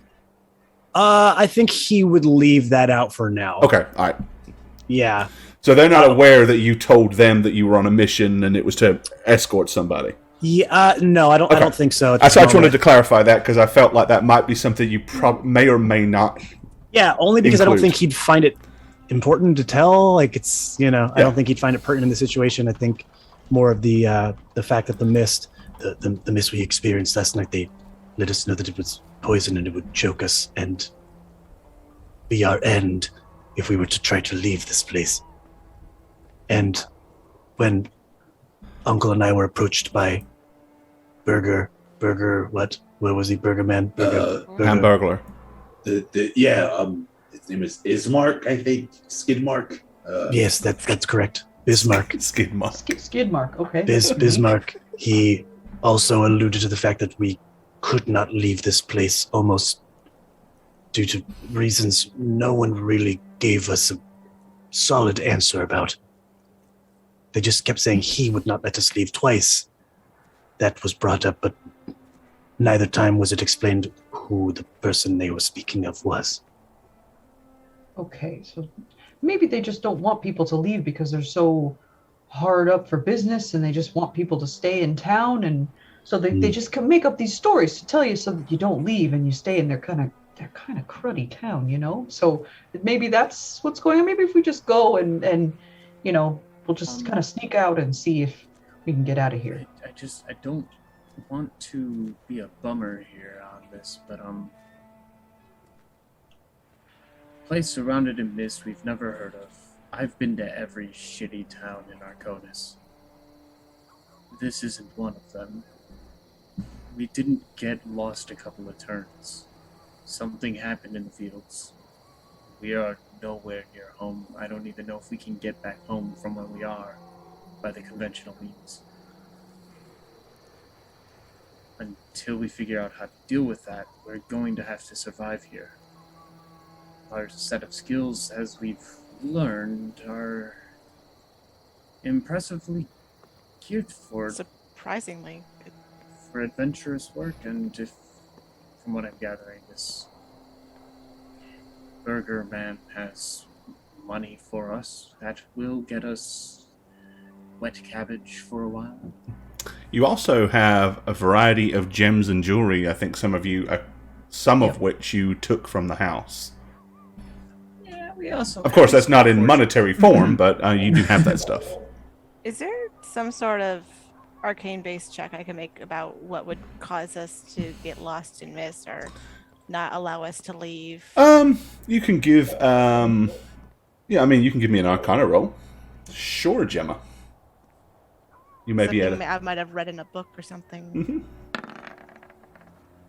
17. I mean, there certainly are spells that could create, like, I mean, you know of, like, spells like Stinking Cloud that can create a toxic cloud of gas. You know about Magical Darkness.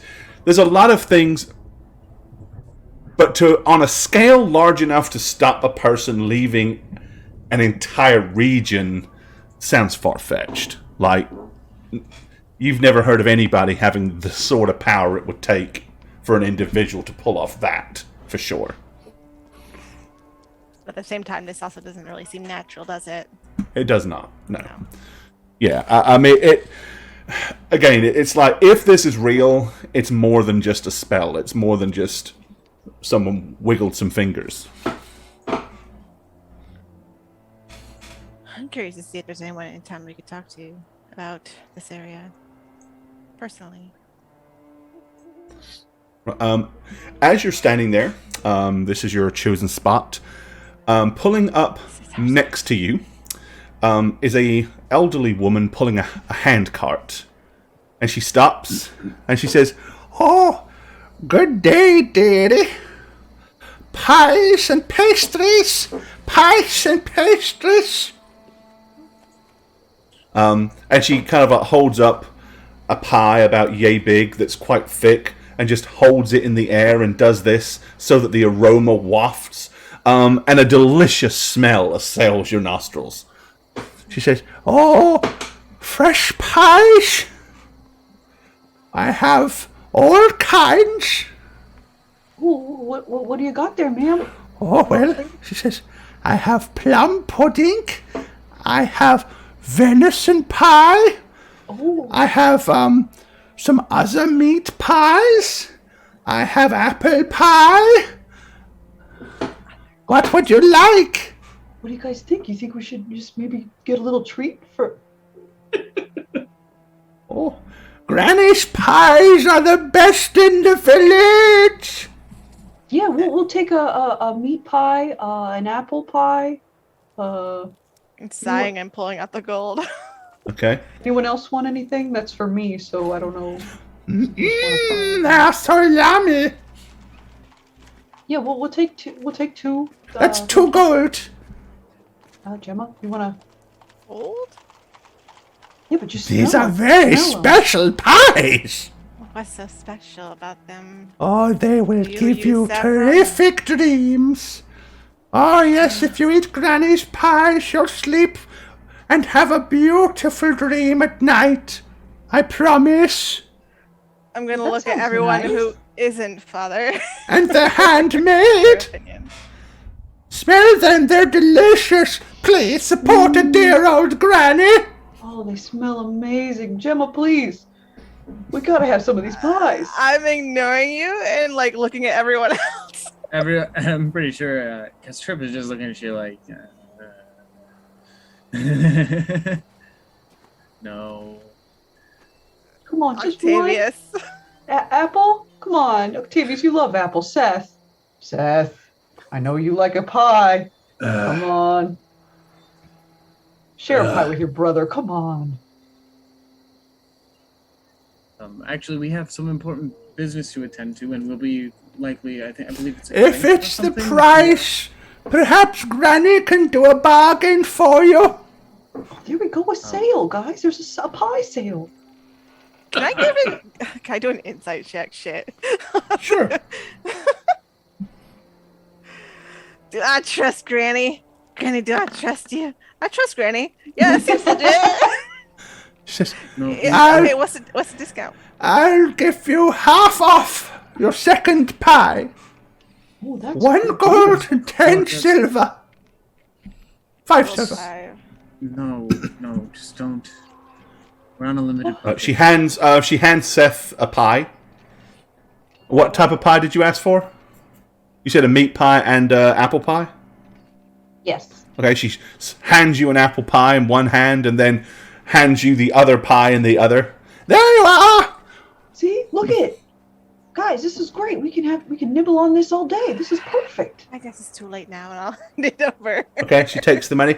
Thank you, dearie. Thank you so much. Oh, you're welcome. Have a good day. Thank you for the pie. Oh, I feel like I can get it back, but she Mick. seems honest.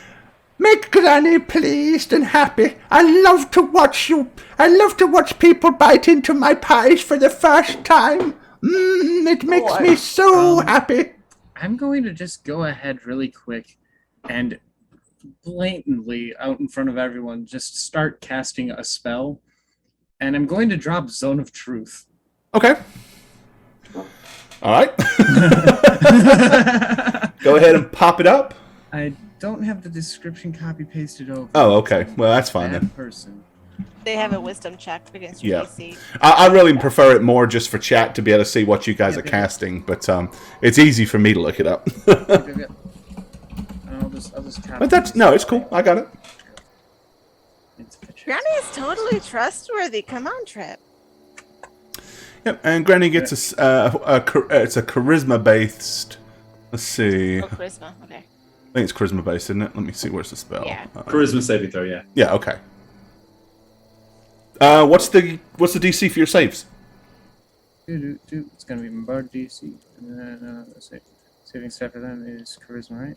I'm just gonna go ahead and put this up so that it shows that it doesn't show up because I didn't hit the thing. That's right.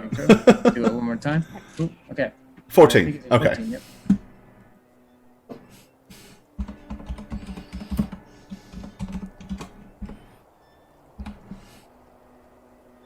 Is it rolling? Yeah. Okay. All right. You cast Zone of Truth. Mm-hmm. I'm just going to look at her and be like, "What in the pies makes you have pleasant dreams?" Okay. She just smiles at you and she says, huh. If you have a full tummy, my dear, and it is full of nourishment and proteins, everybody sleeps better. If you're from out of town, the food that you're going to find here is despicable. You don't know whether Granny's telling the truth or not, but Granny clearly is a learned old broad, and you get the feeling like your spell had little to no effect on her.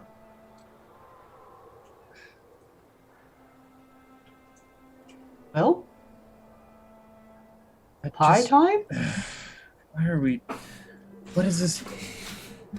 What was the... Granny, can you please just leave us be? Fine. That's Get your pies! We were in the middle of a Granny's personal pies! conversation. She She picks has up no her cart and starts to pull it away, Make a living. noticeably insulted that you just dismissed her. And Thank you. You're very sweet. Still kind of annoyed that it cost a whole golden. We were in the middle of a conversation. It was very rude of her to do that. She's selling on the road. We aren't rude for dismissing someone. She's a businesswoman. She is working hard. And you've have to given be her well more money respectful. than she deserves for whatever she's given you. Please You don't just, know can that. we This talk? pie is probably Can we really talk tasty. about what's happening here? Okay. Seth is standing there holding 2 pies. Can I have some of the pie? Pie to begin with. Ask your children if you're allowed to eat. I love it. Oh, who has the I pie? 'Cause paid for it. You have the No, pies. I'm You're holding the them? pie. Okay. Oh, sorry, I didn't mean you. She Oh. would have given them. I did say Seth, but she'd have Me, given to Douglas, Douglas. seeing as Douglas Oh, was the okay. one that was I've got the interested in the pies. pies. So sorry, Douglas has the 2 pies. Yeah. Yes. Yeah. Okay, so what do we need to talk about? I've got pie. We're gonna get out of here. Of pie will travel is the mark of a man. So, what are we even talking about when it comes to like a mission? Oh, the gentleman had some sort of deal or bargain to strike with us. What was that about? And then the women who were trying to get information on that, it's all very suspicious. The It is whole very middle suspicious. child thing, it kind of sounds sus to me. So, can we focus on the problem at hand? We are trapped. We don't know where. We don't know how. Apparently, we're surrounded by a cloud of poisonous mist, and we can't leave here without permission from some lord, and we possibly know of a lord who left us a message as we were traveling this way. Yes. There's Let's a lot find going him. on here. I don't like any of it. Well, how do we How find did he him even exactly? know that we were Where- here? Right. Why don't we go south there, down that road, and talk to Skidmark and ask him all the questions that we're asking each other that don't know the And answer to. perhaps he'll have food for us available at a banquet of some sort. He's We about have to all arrange of for the a food job we done. could need. Look Or at we this. could share the And we pies with just him dropped as an a whole offering. lot of money into it. I don't frankly enjoy being swindled, Father, and I dread taking you around for exactly this reason. Well, you haven't tried the pie yet, so let's just. I'm not going to have the pie. Enjoy it all. Wait, why not? But it's apple. You loved apple when you were a kid. I mean, we have the pie. You already spent the money. Entire gold and a half worth of that much pie. It's probably really good pie, everyone. It would be a waste not to have it at this point, right? Better than cabbage soup. You barely had anything to eat. You guys are going to waste away. I'm just trying to feed you. You know, make sure you're strong. I'm For gonna the day nibble on ahead. some leftover bread. Please eat the pie, please. Kids. Okay. Guys, I will test the pie. Okay? Yes, Okay. test the pie. So I'm gonna Trip is just staring You down. have I a mean, meat I don't pie have and an utensils, apple right? pie. No, I mean, but it's pie. I mean, you yeah, can but just... it's not. Yeah, I'll take a bit of the apple pie, and I'm gonna take a bite of it. Okay. Yeah. Oh, it's beautiful, buttery, crispy, flaky pastry. It's got a delicious kind of apple taste, just not too tart, not too sweet. Oh man, it after the crap food you've been eating, it's a pie, dude. It's the pie. Even All right, even Dean Winchester would be impressed. I'm the slice that I have. I'm gonna finish. See? Seth likes it. Right, bud? It's good pie. Oh yeah, it is. I mean, it's delicious and very Moorish. I mean, it's good pie. Any pie worth the gold? I mean, you know, but it's as good as pie as you've ever had, probably. I'm gonna Let's offer go. No. That's it for now. Let's go Okay. south. No one else gets any Grand pie. Traverse City pie of pies. Let's go. I'll The Traverse City pie of Okay. pie. This is like Good Hearts. by now, pie. That shit's expensive too. Yeah, it's like $18, dude. Yeah, bro. That's so much for it. Ugh. $18 worth of pie. Yum. Every time someone buys one, I'm like, is that even worth it? Like, And then they eat it and they're just like, yeah, it's worth it. And Oh it's my like, God. is it though? even the tiny one is like $8. I'm like, Sounds like a good pie. So yeah, this is as good Better as than that. Ace Hardware, I bet. Oh my god, nothing could be. So you want to go south down just towards the Michigan big house? things. Yeah, to the big house. Well, as you get level with the building here, which was labeled as Bildrath's Mercantile, the shutters are off the doors, and it is clearly open for business. Just so you know. Alrighty. As you wander down past the house of sobbing, you do not hear any sobbing. No? Okay. Nice. Keep wandering down, all the way down the main street. And eventually you arrive at the large, big manor house. It's a weary looking building, sitting behind rusty iron gates in a fence. The iron gates are kind of twisted and torn. The right gate lies cast aside, while the left gate's kind of like swinging gently on one hinge in the wind. The stuttering squeal and clang of the gates repeats with mindless precision.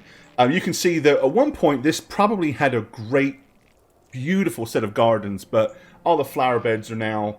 Any flowers that still exist are being choked to death by weeds and stuff like that. Against the wall of the growth has been trampled down to create a path kind of in and around the grounds, as it were. let's see. There's also great kind of black marks on the sides of the walls, indicating at some point that this house may or may not have been ravaged by flames. Also, not a pane nor a shard of glass is still in any of the windows. All the windows are barred with planks, each one marked with kind of scratches and stains. Everybody give me a perception check, please. Perception. Okay, Dougie is fairly perceiving, full of perceiving. Ooh. Okay, Nice. so Not as Doug, perceiving as that. Trip, and Seth, you will notice that the marks that are kind of on the window frames and stuff like that on the doors are actually fairly random and not deliberate, enough to where you kind of draw attention to them. Seth, you recognize that there's probably been some attempt at breaking in. Trip, you probably go beyond that and don't necessarily see it as a sign of breaking in, but something assailed the shutters. Douglas, you probably are fully aware that these are claw marks, and an animal of some kind tried to get in here. So each of you can kind of identify something, but you all have a subtly different viewpoint as to what it might have been or why. But you all kind of come to the same sort of conclusion. Not a popular person. Seems maybe they have a pest problem, kind of a big pest problem. Look at the size of the claw marks and just be like, yeah, perhaps with the clawed thing they were talking about earlier. Yeah. Either way, I'm just gonna knock on the door. Or can I look at these claw marks? And I guess I didn't roll a good perception, but if everybody else points them out, am I able to then notice them? Yeah, once they're kind of pointed out, it's difficult to miss them. Okay. Sure, to see the claw marks. Am I able to tell what kind of animal, or if it's can I deduce anything from these claw marks? Douglas, being a ranger, is probably more astute at that than you would be, Okay. unless it happens to be something potentially supernatural. Which is more what I was. I will let you give me a perception roll based on that. Okay, would it be survival or perception? Oh no, it would probably be survival. It does either one. I just want to know which survival. one it'll be for. Okay. Yeah, because you've already noticed it. Yeah. Okay.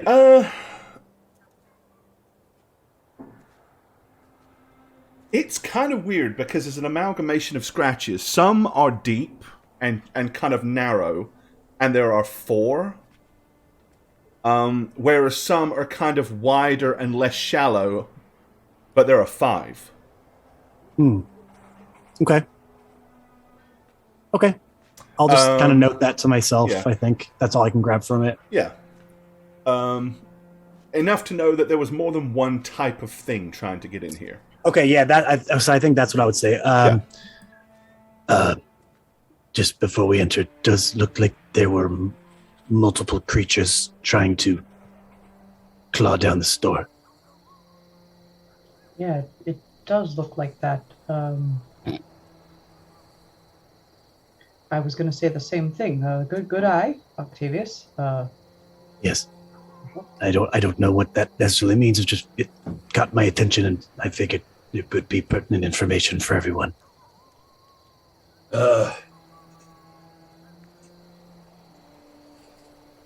So let's meet this person.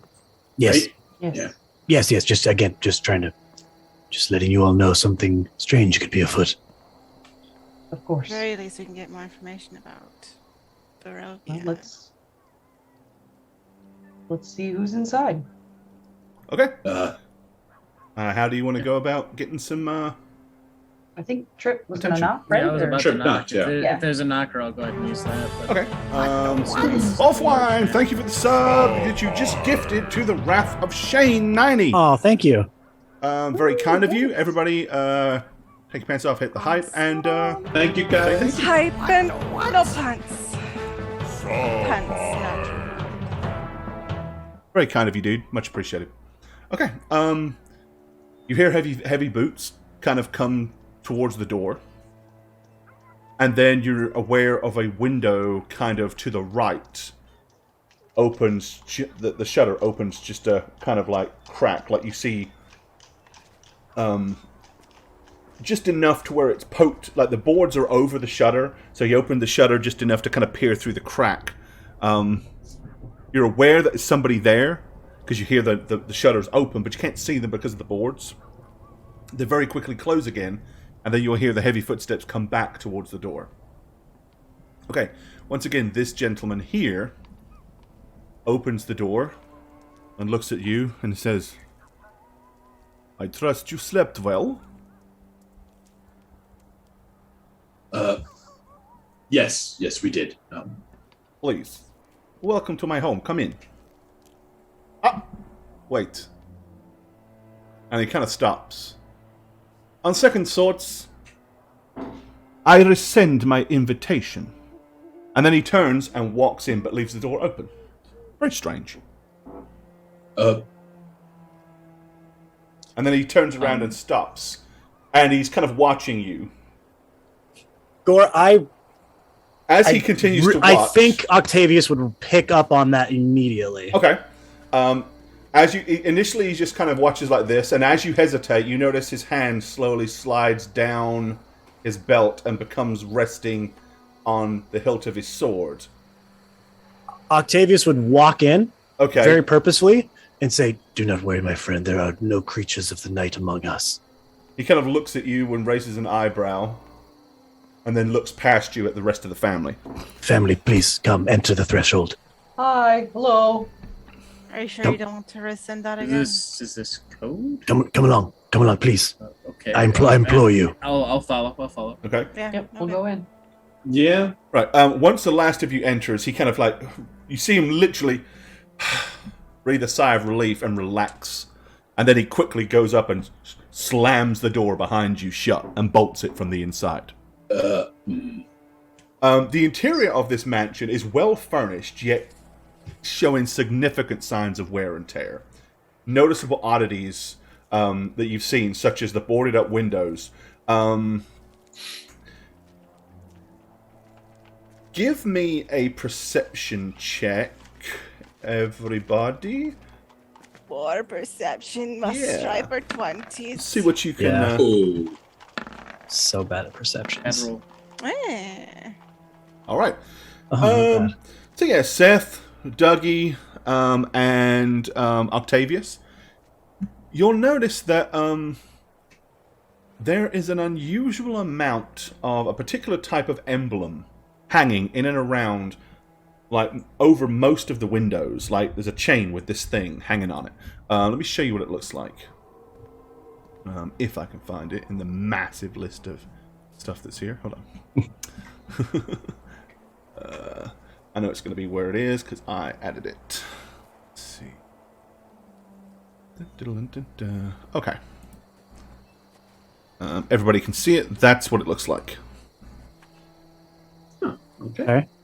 So imagine this emblem kind of like hanging on a chain in front of, like over the doorway, in front of the windows and stuff like that.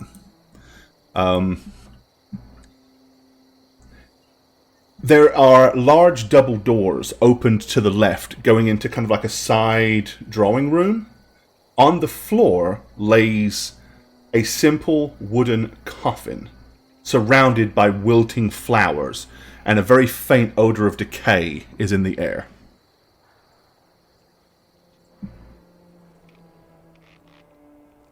I'm going to pull my sword. Octavius is going to brandish his sword and point it. Okay, he says, "My late father, the former burgomaster of the village of Barovia, for your loss. He'll put it back down. Okay. He says, I am afraid he was not a well man, and recent events proved too much for him. We found him dead, slumped in his chair over breakfast one morning when we came down. I believe his heart gave out.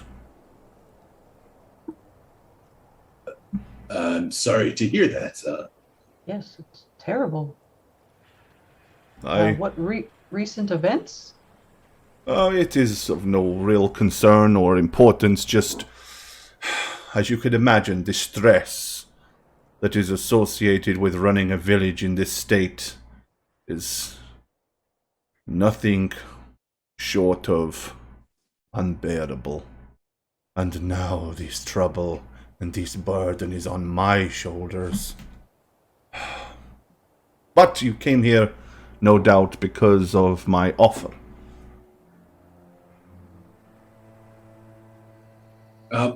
Well, I mean, I guess we have questions. We're not quite sure of where we are, what's going on, and Why we everyone's... can't apparently leave? Yes, I tried to explain this to you last night. It is impossible, quite impossible for you to leave. The mists will not allow it. Right, with that, you hear kind of like riding boots on the stairs out in the hallway, and a strong female voice say, He will not allow it. And walking down is a striking woman with long red hair, with a sword at her hilt, wearing kind of like a fine fitted like red tunic and riding pants. And he says, this is my sister, Irina. He says, you did not tell me we had guests? He says, Irina, guests. And she kind of rolls her eyes. Hello. He says, You said he won't allow it? Who do you mean exactly? Is he? the Lord and Master of all Barovia, Lord Strahd von Zorovich. Oh, that. But we got a picnic basket. I mean, We did. We were invited by him. he greeted us, Invited gave us someone. food, and And wine. Oh, How he did can he know be we were a here? gracious host. How could he know you were here? He knows all. He knows everything that happens within his domain. Okay, well, can we maybe get his address so we could go have a chat with him and get this all sorted out there? This must be some kind of mistake. We're not actually supposed to be here, so we could just let him know we're not part of the mist, and we can just get on out of here, get out of your way. Mistake or not, intent or not, there is no leaving. He does not permit anybody to leave. Well, we do have pie, so maybe that would change his mind.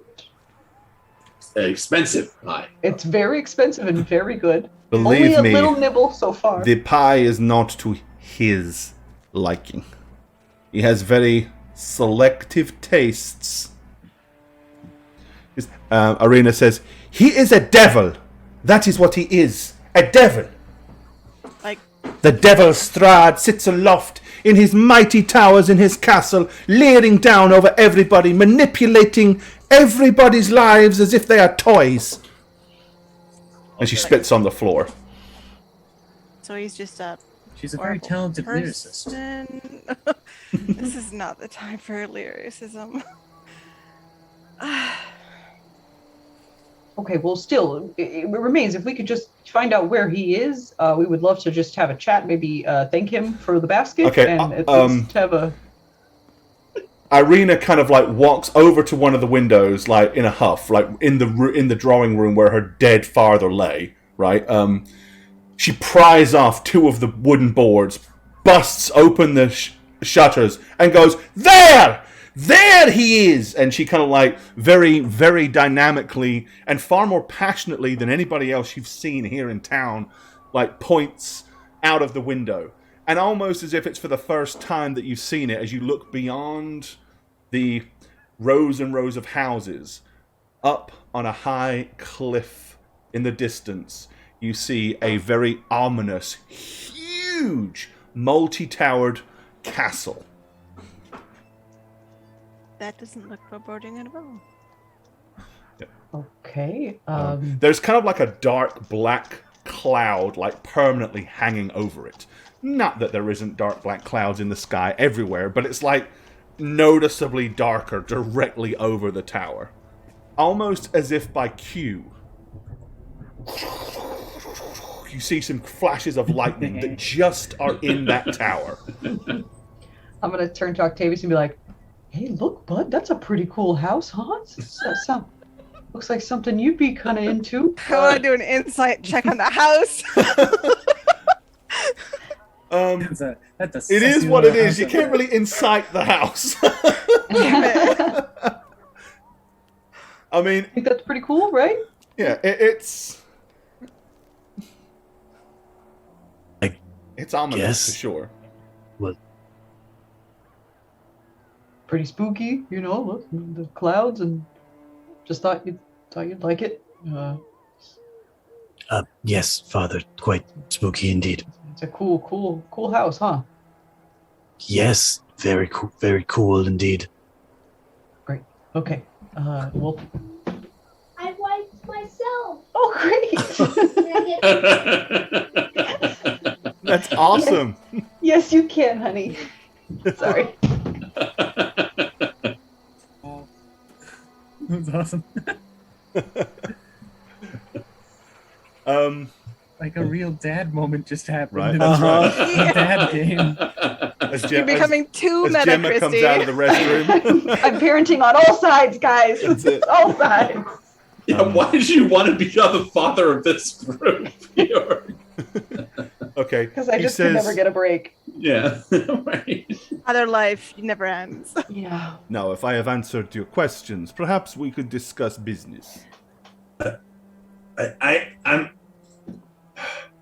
I'm finding all of this really hard to believe. Okay. Irina kind of stamps her riding boot and she says, "For the sake of the morning lord, what is there to understand, you buffoon? You cannot leave!"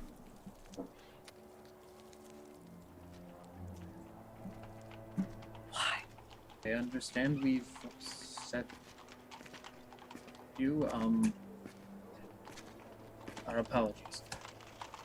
With that, the kind of her brother just like raises a hand and he says, "You must forgive my sister. She is very, very stressed and upset at the recent passing of our father."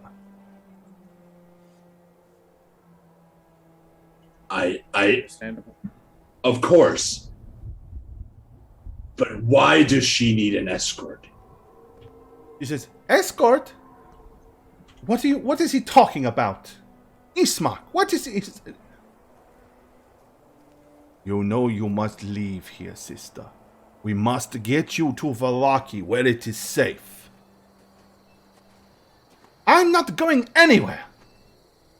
I will stay here in the family home." "You must leave, sister. You know that you put everybody at risk by staying here. Most of all yourself. I have already lost our father. I cannot lose you as well." Excuse me. Safe from what exactly? With that, he takes out the 50 gold crowns and throws it to you in the purse. Thank you. It says, "You can get to Vallaki in 2 days. If you leave early enough in the morning, you can make it to the Tsar camp. There are some Vistani there. They are far more welcoming than those that run the blood of the vine. You can rest with them the night, and with any luck, can make Valaki the next day. You must take my sister and deliver her safe. Dammy's God's Hill! Thank you for Thanks, man. gifting Thank you. those subs. Minty Z's, Playfax, Dr. Free Shoes, Wow, thank you. Damage, and Krell John, you all got subs courtesy of Dammy's God Hill. Go ahead and say thank you. This is the polite thing to do. Thank you so much. Appreciate you, buddy. Good times. Alrighty. What do they do? They do this? You should be Jayne more often. Would have been great. So, he says, I would go myself, but since our father passed, I have so much to do here. And there is no one capable of delivering her safe that I would trust. You are from outside of town, and clearly the fact that you managed to get here under the cover of night says that you are capable travelers. This 50 gold crowns is yours. Just get her to Valaki. 2 days. It is all I ask of you. 2 days. I will not go, brother. I will not go until we see our father buried. You know that it is not the time, sister. You must go. You must go now. I will finish the coffin, and I will take care. I will not leave, brother! And you can kind of see him just act so, like, noticeably defeated, like he's used to losing arguments with her. Is there any way we could help speed up the burial? We have not had a proper burial here in many months. But we made this coffin ourselves. Once it is finished, if y'all would like to assist me in taking it to the church, where we can have Father Donovich conduct a ceremony, I would be greatly appreciative. Perhaps then, and then he kind of like looks at Irene and goes, you would be willing to consider leaving? Bury Father first, and then we will talk. Neo. Well, as part of your 50 gold crowns, do you care to be pallbearers as well? I'm not really carrying anything, I'll be honest. And he's kind of like looking at Seth and looking at Doug, who are both huge dudes. Yeah.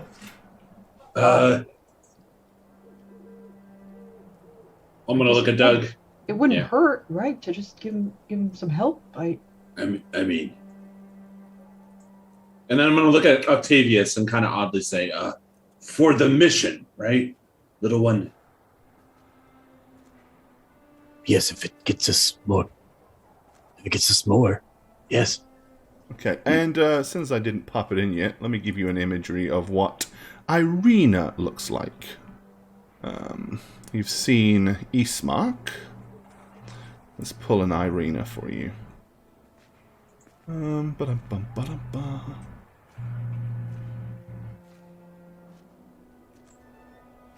Okay, there she is. God damn it, they're both attractive. Hey, good-looking people in Barovia.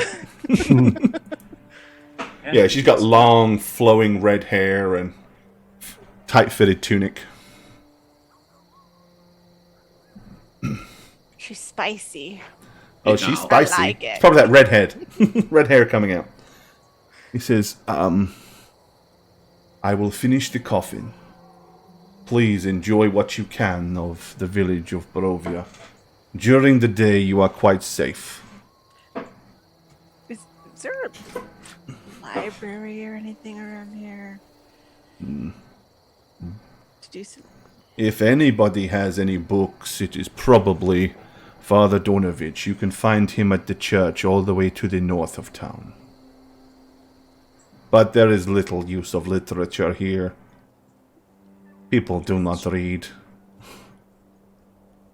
what exactly comes out at night that we should be worried about?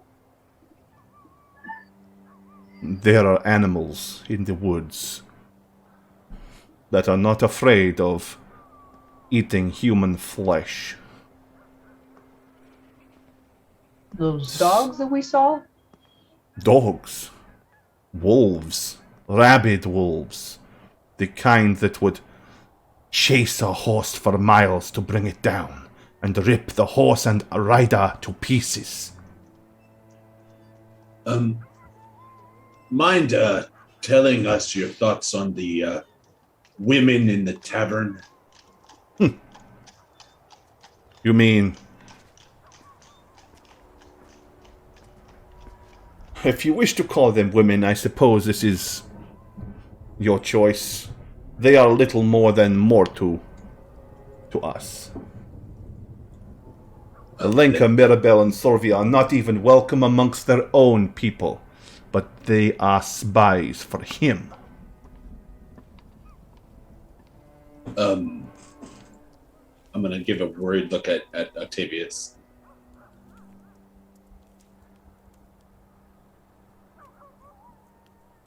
Irina kind of looks at you and she says, Mortu, it is a word that represents, shall we say, outcast. The Vistani are a proud people, and Alenka, Mirabelle, and Sovia are no longer welcome amongst their kind. That is why they are outcast. Mortu. How do such outcasts become proud owners of an establishment, as it were? Because they have the wealth to own such an establishment. And no one here in town would oppose them. They do no harm other than report back to him. But if not them, there are creatures, there are eyes all around the village. Even the rats, the crows, all work for him. You can feel it.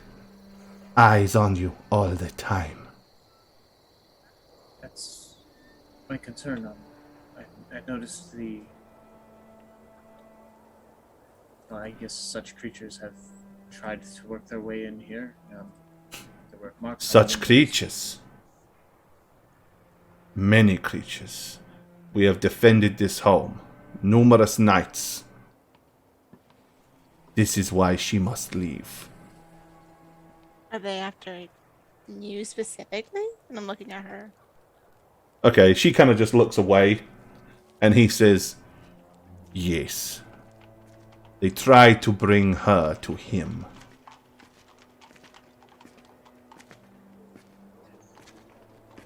You see, Strahd von Zorovich has a unhealthy attraction to my good sister. Vallaki is a walled establishment. It is fortified. There are people there to help protect her. It is further away from the rise of the dark towers of Castle Ravenloft. This is why we must get her away from here, and quickly.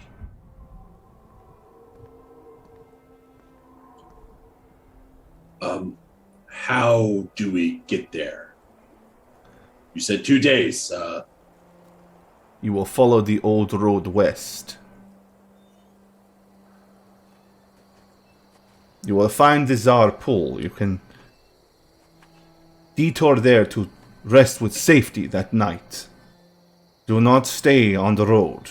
Do not try to take matters into your own hands. Get yourself to the Vistani at Tsar Pool. You will be safe there.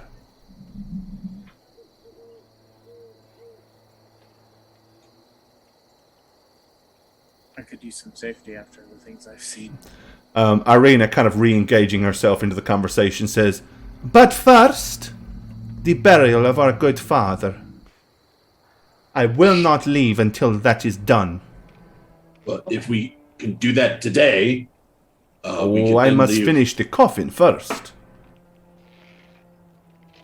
But it should not take me more than... I believe if I work diligently, I can have it ready for this evening. Believe me, Father Donovich does not have much to do. But to help you perhaps with the construction, I wouldn't want to. It is a task that is appropriate for his son to take care of. Apologies. So we bring the coffin, we bring him over this evening. As soon as the coffin is ready, we will take it to the church and have Father Donovich lay him to rest. Hey. With that, he says to Irina, he says, do you have anything you need to pack, Irina, for your trip? She kind of like rolls her eyes and storms out of the room, and you hear her boom, boom, boom, boom, boom, boom, boom, boom, going up the stairs. He says, there is one more small thing that I would ask of you. For the past year, every month, a villager has gone missing. We do not know where. To start with, we believe that they were taken, mere victims of the devil Strahd. But here of late, I believe that not to be the case. Should you be able to find out anything about this, I would be most grateful. In truth, if my father had not passed away so recently, I believe he would have done something to find out himself. I really should be doing this, but it is selfish of me, I know. But my main job is to get my sister from the village of Barovia to Vallaki as quickly as is possible. You understand. As outsiders, while no one is likely to welcome you and talk to you, it is also unlikely that they will believe you are working for him. Are these pies safe? He kind of looks and he says, are they fresh? Old lady made them. Paid way too much for them. They're very good. If they are fresh and they are tasty, then I am sure that they are better than the average fare you will find here in town. See? Don't pay too much. Could eat the pie. If you need anything for our journey, there is only one place in town that you can purchase anything. It is at Bildrath's. I believe if you would have passed it on your way here, across from the tavern. Well, we got these pies from a old lady on the street. She was walking by. Oh, I In a am cart. sure. I have seen her peddling her wares. I am just saying, if you are to travel to Vallaki and you need anything for the road, that is the only place you will find that will sell you anything, is Bildrath's. Speaking Okay. of buying things, Father, about that 50 gold you have right now, Yes. let me add it to the group fund. Sure. Let me give you a ticket for that. Okay. Always a little bigger. I just love that about you. Right. At this point, you hear on the door. He goes, "Shh! Be quiet. Lay down. Low." And he goes, and then he looks at the window that's just been like burst open by Irina, and you see him kind of like look distraught as he rushes over to it to close the shutters quickly and then peer through. As he does so, you can hear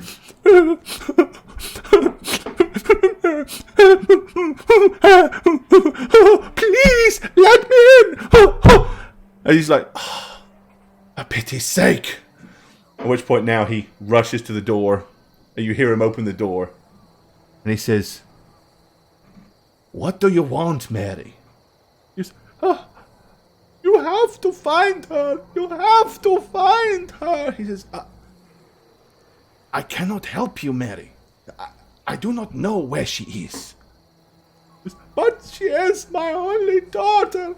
If you had children, you would know the pain and the misery of your child being ripped from you, knowing she is out there, somewhere, wanting to be rescued." And at which point then she kind of like pushes her way past him, and you see her stumble into the lobby. me show you what she looks like. We're all just sitting there awkwardly like, oh. Oh, hey! We actually had an appointment, so I didn't realize we were going over the appointments. Okay, here she is. She is a drab-looking woman. Her face is just riddled with tears. Bags under her eyes. She does not look at all well. So yeah, she kind of like comes blundering in, and she says, "She would not have left on her own accord. I know she wouldn't." And she's clutching a doll in her hands. Like a weird, ragged doll. Not too dissimilar from the sad-looking creature that you remember seeing that young Thorn had that he wouldn't let go of. Here. Jesus. Oh, that's great. What a pretty little That's creature. adorable. I love how the legs aren't the same size. Great. Very pleasant. So, Very well dressed. Very nice blue. What a handsome man. I love the hair. Honestly, it looks better than mine. He's very kind. my young, helpless daughter, Gertruda. I know she is kidnapped. Something took her. You must find her. She is alive, I know it. He says, Mary, if I could but help you, I would. But I have so many things to attest to. So many tasks to see done since my father has died. You know this. With that, she kind of like looks past her or past him and sees all of you like awkwardly in a big room with a coffin laying on the floor, surrounded by I take flowers. a step behind Seth. Yeah. Yeah. You see her eyes kind of like scan as if she's looking, and then some form of realization. Right, I'm going to give it a 50-50 here. On a 1, 2, or a 3, she goes running up to Seth. On a 4, 5, or a 6, she goes running up to Douglas. Oh, lordy. Oh, lordy. Okay. She runs over to you with her arms outreached. Do you wish to do anything to stop her, or...? Yeah, punch her in the face. No, I don't react. I kind of just stand there stupidly. Okay, she grabs hold of your tunic, and she says, Please, you must help me.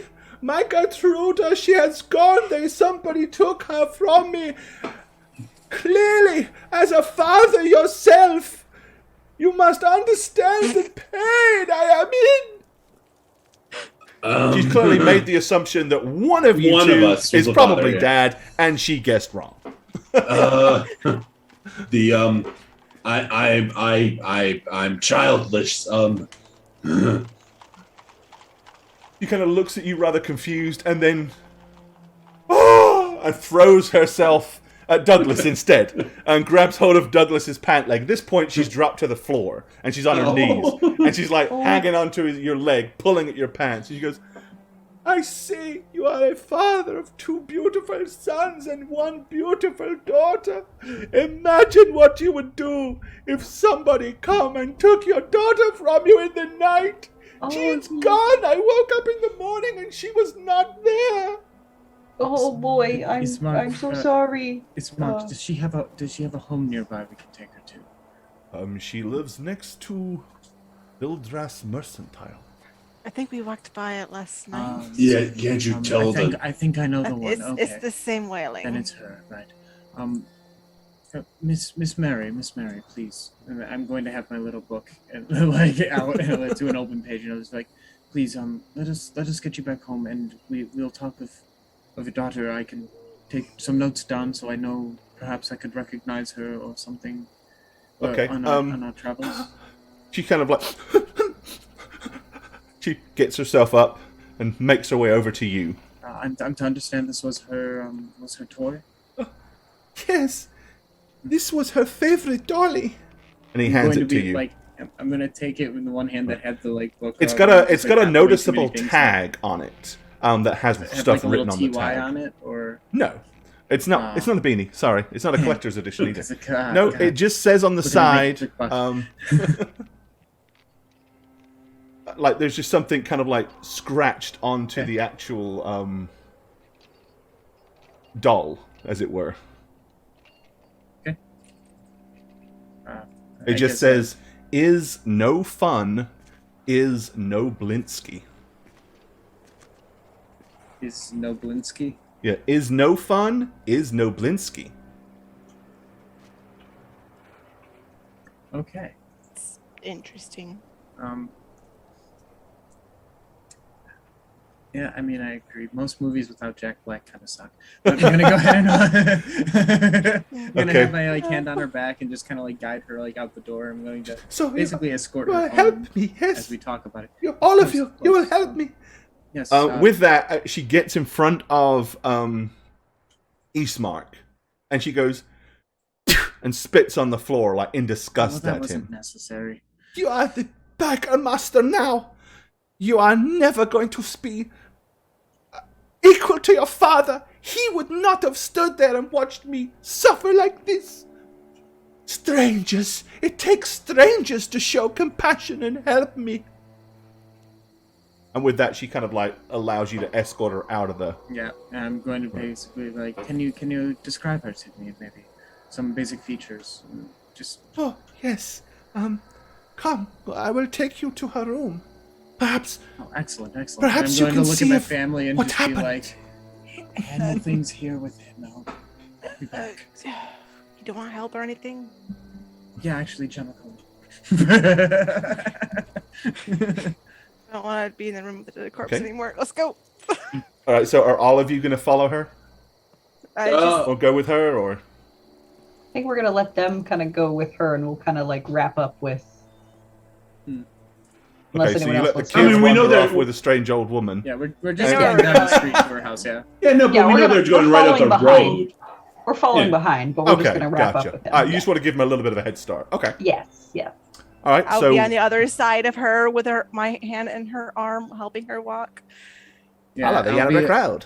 I'll let Gemma hold the really cool, awesome, happy doll of the good, friendly boy.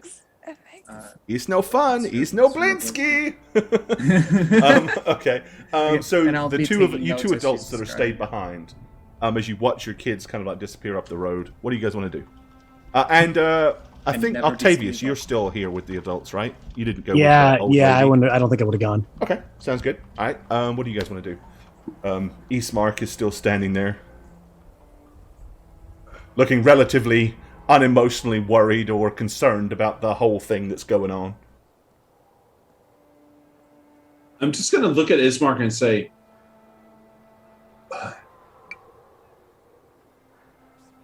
we're way over our head here. How can you possibly trust us as you want us to trust you and your sister? I am paying you. And that's enough in this place to get trust. You do not need trust if you are paid. It is a simple task. You will travel 2 days, get her to Vallaki, and then you will do whatever you wish. Once she is safe, I do not care beyond that. How do we let you know when it's all done? How do you know if we don't get her there? She will find a way to send word to me once she is safe. If she stays here, it is only a matter of time. At least in Vallaki, she will have a fighting chance. You're not concerned about little ones going missing at all? It's not isn't that your job to look out for the rest of the town? I have been Burgomaster now for but 3 days, since my father died. Once my sister is safe and my father is buried, then I can attend to the tasks of running this village. I cannot do this while I have these burdens over my head. Okay. Good luck with the rest of the coffin, I guess. And so sorry for your loss. Seth, I think we should get out of here. We will have to come back at night. No, I think you said you were going to come to the church, right? You're going to... We have to take. No, you will Carry. have to come here and help me carry the coffin. Oh, right. Oh, yeah. Okay. If you sure, wish to go and see Father Donovich before night, to let him know and be sure that he is expecting us, this would not be such a foolish thing to do. I think that's a good idea. Let's go. Donovich. Got it. Okay. Seth, Octavius, let's hit the road, buds. Okay. You walk out the door, he shuts the door behind you, and you hear like a sudden startled sound to your left as somebody just hit the ground. Irina has just jumped out the window, and she's kind of like brushing off her knees. She says, "You will not find her, you know." Why not? I believe she escaped into the mist. She is gone. She is probably dead. Okay, well, we've dealt with that too. We'll just try to get this woman some peace, I think. That's probably for the best. Do other people just run into the mist? Doesn't she know not to do that? Shh. And you see her kind of like, her eyes redden up, like she's emotionally upset about something, but she's fighting back the tears. Like she's too strong to cry. She's not going to allow herself to cry. It is my fault that she is gone. She was my friend. He took her. Something took her. Into the mists. They were coming for me. She was coming for me. Me and her were going to escape.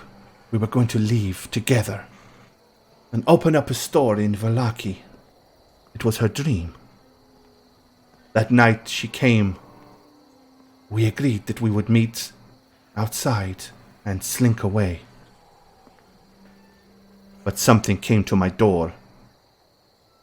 She got in its way, and instead of me, it took her. All I heard was screaming.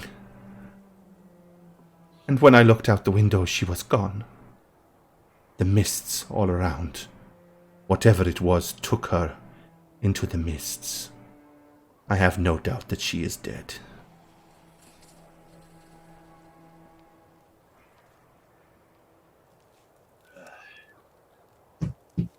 And you don't want to tell the mother this? She will not listen. She does not believe that Gertrude would have left on their own. And if she did find out that Gertrude was willing to leave her and escape, it would break her heart. She believes truly that something took her. But she believes something took her from her room. She does not realize that Gertrude was planning to run away. With me. And where would you run away to?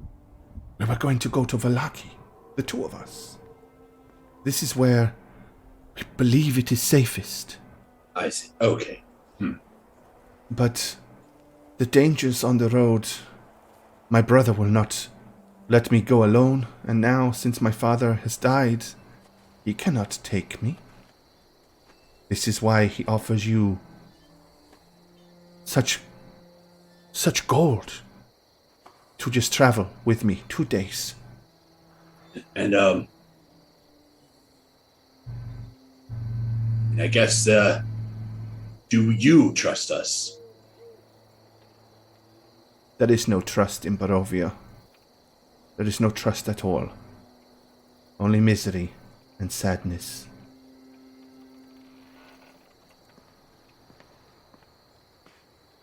Well, we have that in spade, but we also have, I'm gonna look at Douglas and Octavius. We have family. I feel Then like you Vin know Diesel what it right is. now. He says, then you know what it is. So cool. to love and care for family. She was like family to me. And now, because of my red hair, because of this curse, my father lies dead in the coffin in our drawing room, and my best friend is dragged into the mist.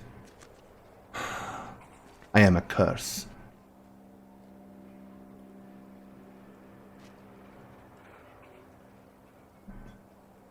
I look forward to journeying with you. By now, the kids are getting quite a way down the road. Okay, I'm gonna say, yeah, I look forward to the 2 days with you, Miss Curse. Right, she kind of like just looks at you and makes half-hearted smile, and then she wanders around the side of the house. I'm gonna walk towards Gemma and Okay, Trip. y'all are gonna go catch up the kids? Yep. Sounds like a great place to stop then. So let's do that. Good place to stop for this evening. Damn it. Just give that a measure. Ah, dagnabbit. Well, time for a beer. Glug, glug, glug, glug, glug, glug, glug, glug, glug. Oh, hello there.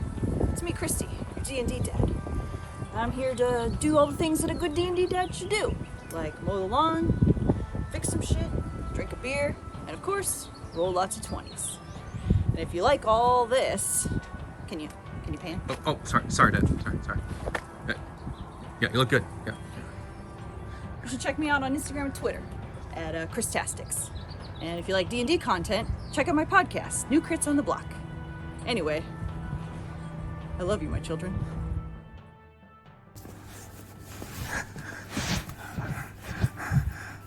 If you're seeing this, that means that I'm back to playing Mondays on How Reroll. My handle is Satchmo on all platforms, and if you follow me, then maybe I can... We've been trying to reach you concerning your car's extended warranty.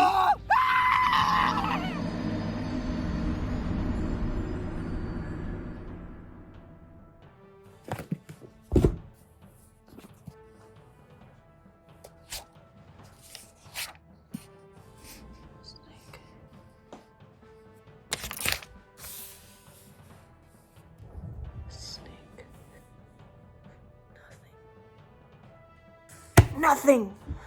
Hi, is this my local zoologist? Yes, I'll hold. Hi, local zoologist. Yes, my name is Jayne Ivana, and I'm looking for a snake that has a stinger. Yes. I'll hold. You don't have any? Alright, well, if you could look into it, you can contact me on Twitter at Jayne on Twitch, that's with the 0. Anytime. Yeah, or you could catch me on my Twitch streams. I stream like once a week on twitch.tv/JayneIvana. Alright, I'll hold. Okay, thank you. Goodbye, local zoologist. Hey everyone, it's the Snuggler. This year, Jayne asked us to go quick on our outros, so I promise I'll go as fast as possible.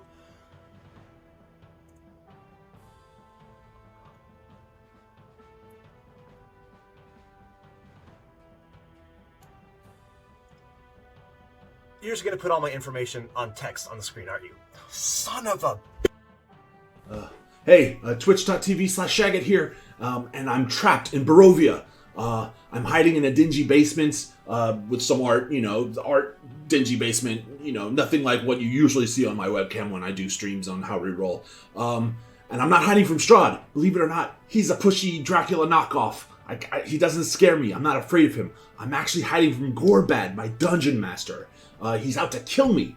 I think finally surviving in 10 campaigns in Arconis throughout his stories, he snapped because of it.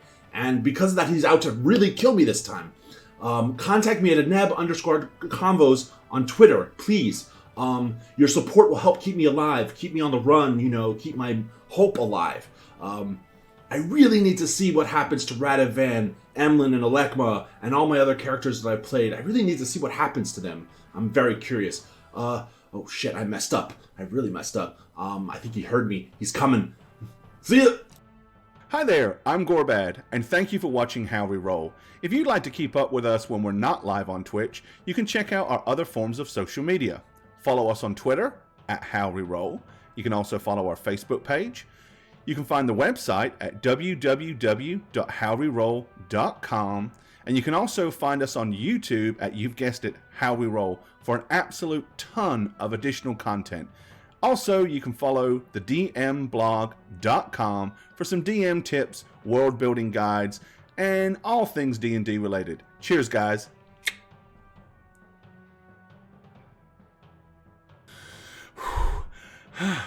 That was a long walk. Okay, they said Shagget was somewhere here, and the door to where he's hiding was a blue door. So we gotta find a blue door, blue door. Blue door, blue door. You're mine now, Shagget.